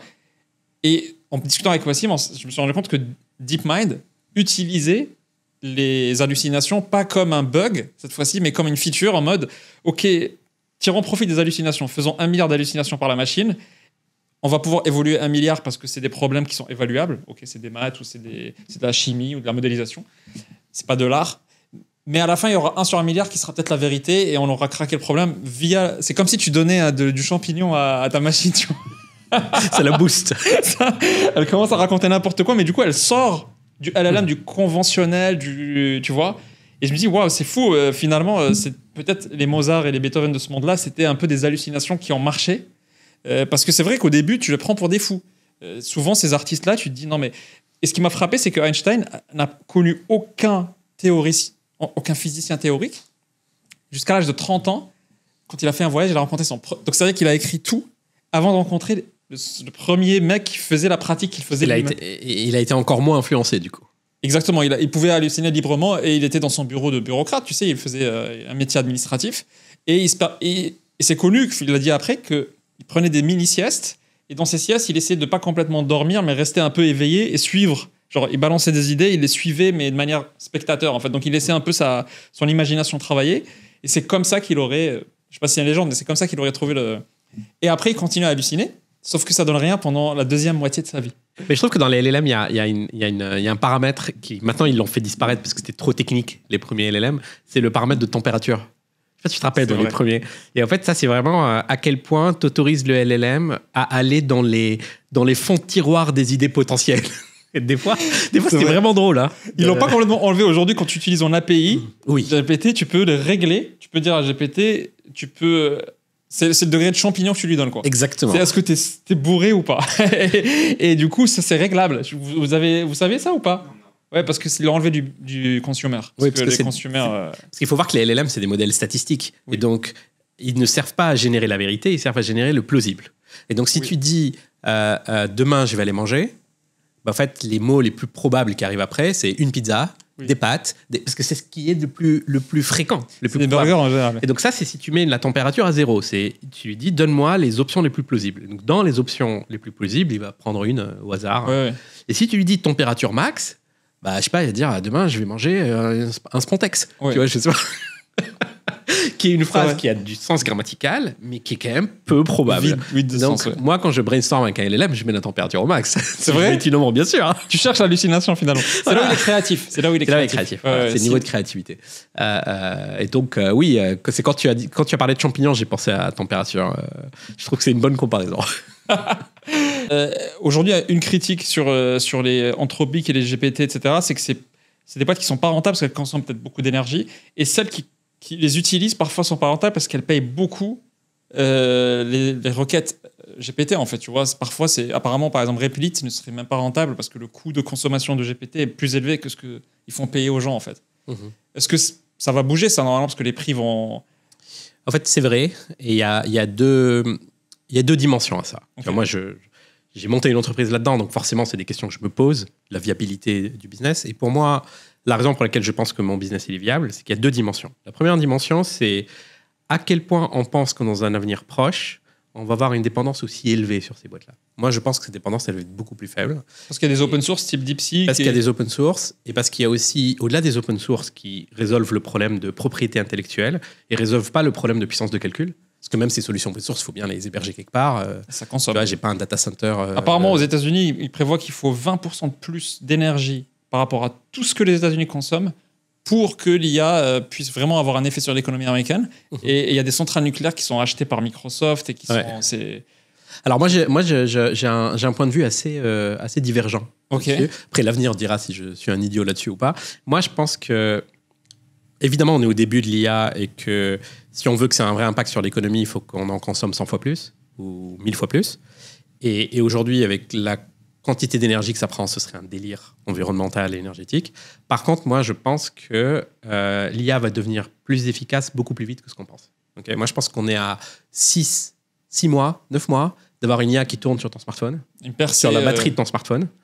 Et donc, ça ne veut pas dire que la batterie de ton smartphone ne consomme pas d'énergie et que ce n'est pas un problème environnemental, mais je veux dire, en quantité d'énergie consommée, on va perdre plusieurs zéros. Et DeepSeek l'a prouvé il y a un an et demi.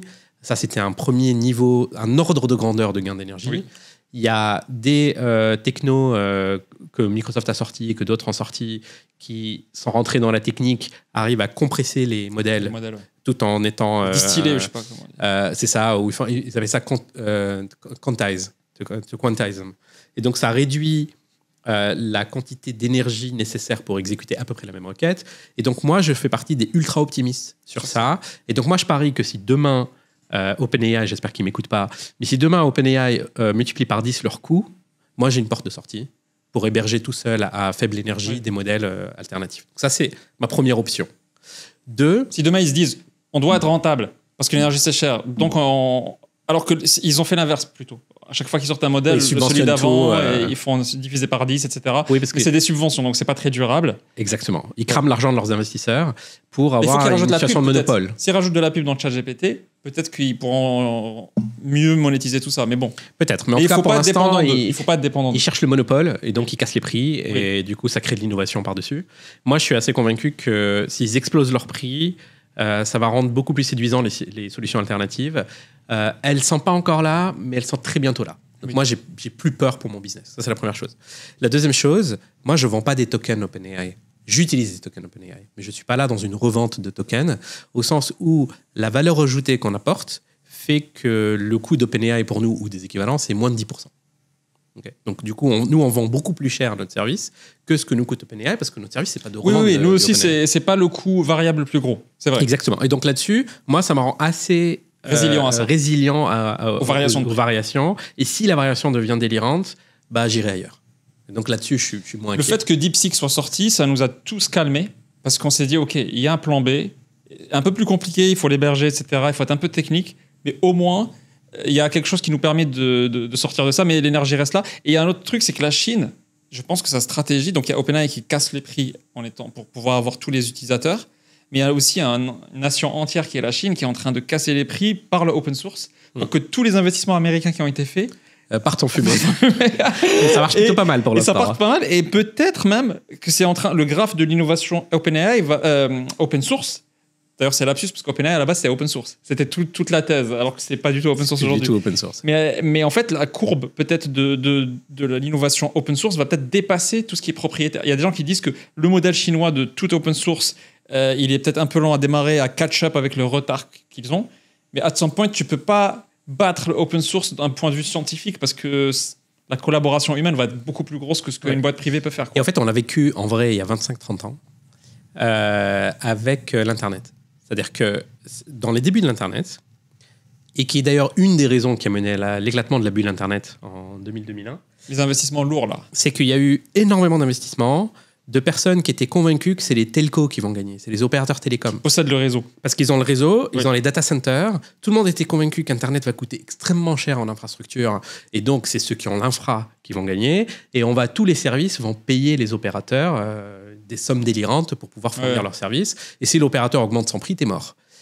La réalité, c'est qu'Internet, déjà, le marché a explosé moins vite, il y a un côté déceptif, et 2, ça s'est démocratisé. un peu à la DeepSeek, entre guillemets. C'est-à-dire que c'est devenu un réseau beaucoup plus démocratique où tu n'es pas obligé de payer l'opérateur de la même façon qu'on imagine. Tu vois, on se rappelle tous des guéguerres entre Xavier Niel et YouTube. Oui. Tu vois, parce que Xavier Niel estimait que YouTube ne payait pas le prix de l'infrastructure. Ouais.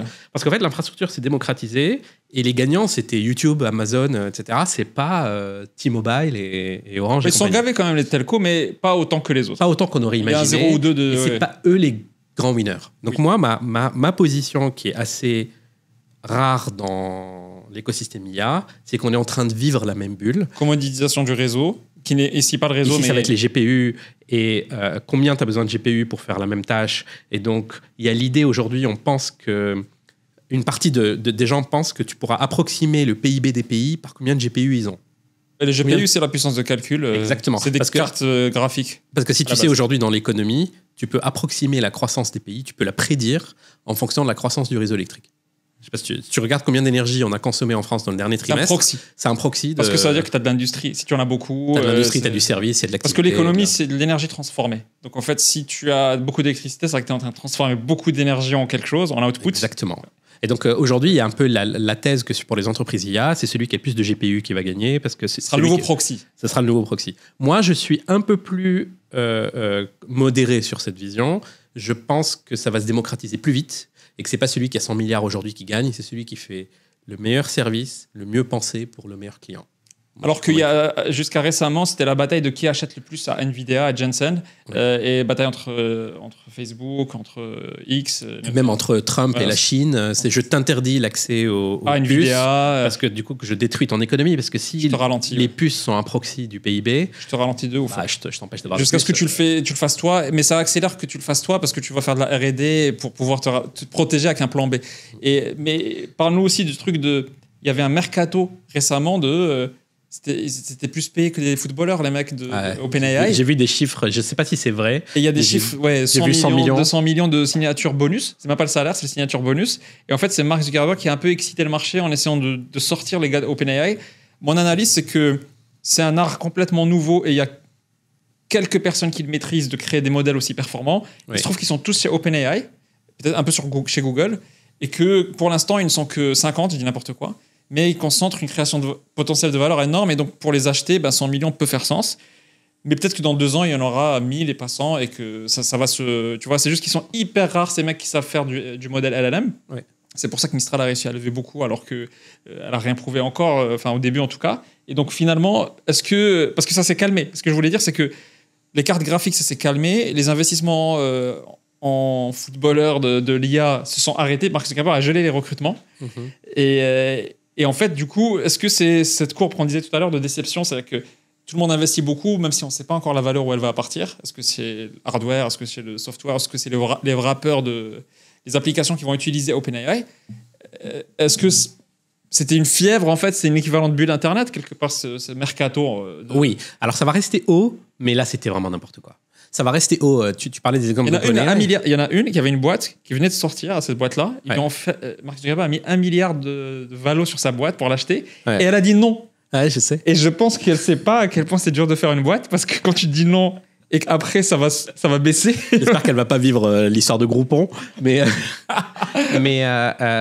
fait, encore une fois, moi, j'essaie toujours de me rattacher à ce qui a déjà existé. Oui. Dans le monde du SaaS, donc le logiciel par Internet, au final, les mercatos, ils étaient quand même assez élevés. Il y en a eu des mercatos équivalents? Oui. En fait, la moyenne à San Francisco, dans les dernières années, quand tu rachètes une boîte SaaS de taille moyenne, la moyenne, c'est 5 millions de dollars par salarié. C'est-à-dire que la boîte qui a 30 gars, elle coûte 150 millions à racheter. Okay. C'est un acqui-hire. C'est pour avoir l'équipe. Exactement. Ouais. Donc maintenant, les acqui-hires sont de retour. Moi, autour de moi, les Adobe, les Intuit, ceux qui se disent « Oulala, l'IA va me... Il faut que je me rattrape. Il faut que je me rattrape. » Ils sont en train de faire des acqui-hires à 10-20 millions par tête. C'est-à-dire que la boîte qui a 30 salariés, qui sait ce qu'elle est en train de faire, elle vaut facilement 600 millions. C'est des boîtes qui créent des modèles ou c'est quoi? Non, c'est soit des boîtes qui créent des modèles, soit des boîtes qui ont vraiment compris comment utiliser les modèles pour un service. Des Gamma, par exemple. Oui. Je ne connais pas la valeur de Gamma. Mais ça doit être... J'ai pas d'infos spécifiques, mais un équivalent Gamma tout jeune qui a 30 salariés, qui a montré que son marché existe, aujourd'hui, ça se vend 600 millions. Perplexity, c'est un exemple finalement. Il n'y a pas de modèle. mais il utilise très bien les modèles existants et ça Exactement. vaut. Maintenant, ils ont leur modèle. Mais oui, ils ont démarré avec des modèles ouais. existants. Maintenant, oui, ils développent leur propre modèle. Propriétaire. Ouais, ils ont des vrais labos, ils développent leur propre modèle. Mais ils ont démarré comme une surcouche de OpenAI. Ouais. Mais tout ça pour dire, oui, le mercato est devenu délirant. Mais dans toutes les industries, tu as ça quand tu as une toute petite population qui comprend. C'est ce que je dis. Là, en Chine, il y a une rumeur que les salariés de DeepSeek, ils leur ont confisqué leur passeport. En tout cas, le CEO de DeepSeek a été reçu par Xi Jinping. Et il est. Ouais. Je pense qu'il est assigné à résidence. Il y a de quoi. Parce que c'est comme un savant nucléaire à l'époque, quoi. En Oui. fait, il y en a que 2 ou 3 qui savent les formules. Il n'y a que nous qui fantasmons de la vente de Mistral. Hein. Mais tout le monde ne devrait pas fantasmer de la vente de Mistral. On devrait je dis pas qu'il faut confisquer le passeport de Arthur. Il l'a fait pour Telegram. Macron, ils l'ont fait presque pour Telegram. Rentrant pas dans la politique. Mais il ne faut pas fantasmer de la vente de Mistral. Je pense que c'est une vraie force qu'on ait Mistral. Ouais. Je suis d'accord et on est la seule puissance hors Chine et US à avoir un modèle viable, tu vois, parce que les autres pays n'ont aucun modèle, ni l'Allemagne ni l'Angleterre, ce qui est une fierté, mais en même temps on a peur qu'elle n'ait pas de chance de rattraper les investissements de. C'est une belle boîte. À la Chine. C'est un beau produit. Oui, mais quand tu regardes les moyens en Chine et aux States qui sont mis en place, tu dis c'est quoi notre, tu vois. Et il y a un truc qui me choque, c'est Apple, parce que Apple, avec tout le cash et tout le positionnement et le hardware qu'ils ont, ils ont un play magnifique. Sauf que le meilleur truc, enfin le meilleur non, mais le seul truc qu'ils ont fait, c'est Siri. Et il y a encore Siri, les gars. C'est genre un truc de ouf. Et ils n'ont rien d'autre que... Alors, il y a une rumeur qu'ils vont le remplacer, là. Il est temps. En tout cas, ils font pas d'erreur de surexciter à faire du mercato à 100 millions. Ça, c'est sûr. Ils font 0 erreur. Mais... parfois, tu dois bouger, donc tu fais des erreurs. Mais là, Mais après, il y a une question de timing aussi. Tu sais que je ne suis pas du tout un fan d'Apple, en tant qu'entreprise et en tant que culture. Mais pour les défendre un petit peu... Il n'a pas d'iPhone, les gars. Oui, moi, je suis contre. Oui, même si c'est un Samsung. À l'époque, il avait Nokia. C'est un Samsung, là, donc c'est vrai, je botte en touche. Blague à part, pour défendre Apple, il y a aussi une question de timing. Apple, il ne faut pas oublier que, 1, c'est du mobile. Hardware. 2, il donne une importance à la privacy, en tout cas dans les limites de ce que le FBI leur laisse faire. Et du coup, c'est un peu compliqué de faire de l'IA déportée dans le cloud quand tu fais du mobile. Et donc maintenant, la course d'Apple, c'est de dire à quelle vitesse je peux avoir des modèles locaux qui tournent sur le smartphone de manière vraiment renfermée, sans tuer la batterie. En tout cas, pas des nouveaux iPhones. Les anciens, ils sont toujours contents de tuer la batterie des anciens. Donc... Sans obsolescence programmée, ils vont réussir à les tuer. Donc voilà, donc, du coup, pour les défendre, c'est vrai qu'ils auraient pu innover dans l'IA cloud et montrer que c'est des vrais leaders de l'IA. Et je trouve que là, ils ont raté un tournant qui fait qu'aujourd'hui, on se dit c'est has-been Apple. Mais en réalité, pour les vrais usages d'Apple, c'est maintenant. C'est maintenant, en fait. Si on veut être le plus à jour possible, se faire une culture alors qu'on n'est pas technique, parce que bon, les développeurs, on n'a pas parlé des développeurs qui flippent aussi. Hein. Il y en a beaucoup qui se disent waouh, toutes les démos LinkedIn que je vois ou Twitter qui montrent que les gens font du vibe coding, moi j'arrive même pas à le faire sur un petit exemple, je vais me faire remplacer, etc. Bon, on laisse ça de côté parce que c'est un autre sujet, on y reviendra une autre fois dans un autre épisode, mais si je suis pas technique et je veux me mettre dedans pour pouvoir faire après peut-être un business dessus, comment tu penses qu'on doit se renseigner? Est-ce qu'il faut être sur Twitter? Il faut lire quelque chose? C'est quoi les sources? Pas les sources scientifiques pures. Hein. Alors, c'est hyper anxiogène. Alors, à part suivre les podcasts comme ça, c'est hyper anxiogène. Moi, la façon avec laquelle je le fais, c'est que j'ai repéré des newsletters que j'aime bien. Okay. Et je m'abonne à ces newsletters. C'est-à-dire que c'est assez à l'ancienne, en réalité. Oui. Mais en gros, tout bouge tellement vite. Donc, si tu es sur Twitter, si tu es sur LinkedIn, c'est hyper anxiogène. Ça bouge tellement tout le temps.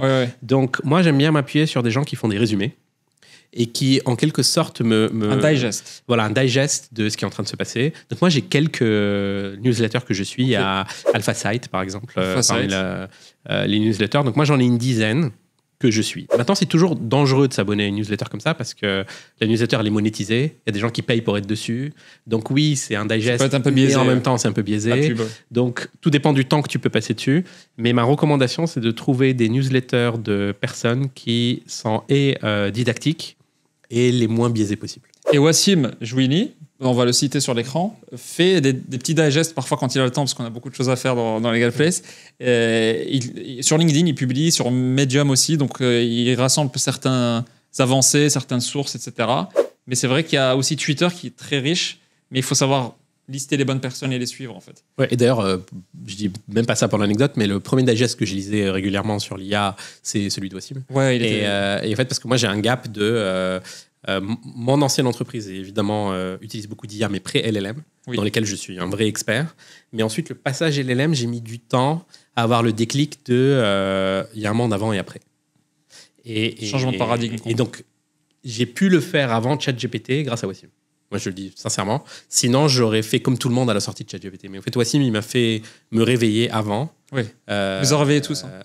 Un an et demi avant ChatGPT, il m'a réveillé et je pense que ça a été vital. Oui, il a été visionnaire sur ça parce qu'il y a cru assez vite. Oui, très tôt. Oui, très tôt. Alors que c'était pas encore, il n'y avait pas des résultats très forts, mais il a eu de l'intuition que ça va être un truc de fou. Oui. Et on en a parlé dans tellement de brunch et de café qu'à un moment, on a commencé à bosser dessus. Mais il a été visionnaire. Beaucoup de gens, je pense, l'ont pas vu venir du tout, alors qu'ils sont dans le domaine machine learning, etc. Absolument. Moi, je l'ai pas vu venir, pas à cette vitesse-là. Je l'ai vu venir sur le temps long, mais je m'attendais pas à 2022. Ouais, c'était surprenant. Et vraiment, Wassim, il nous a réveillé même avant en 2019 à peu près. Il a commencé à me titiller dessus.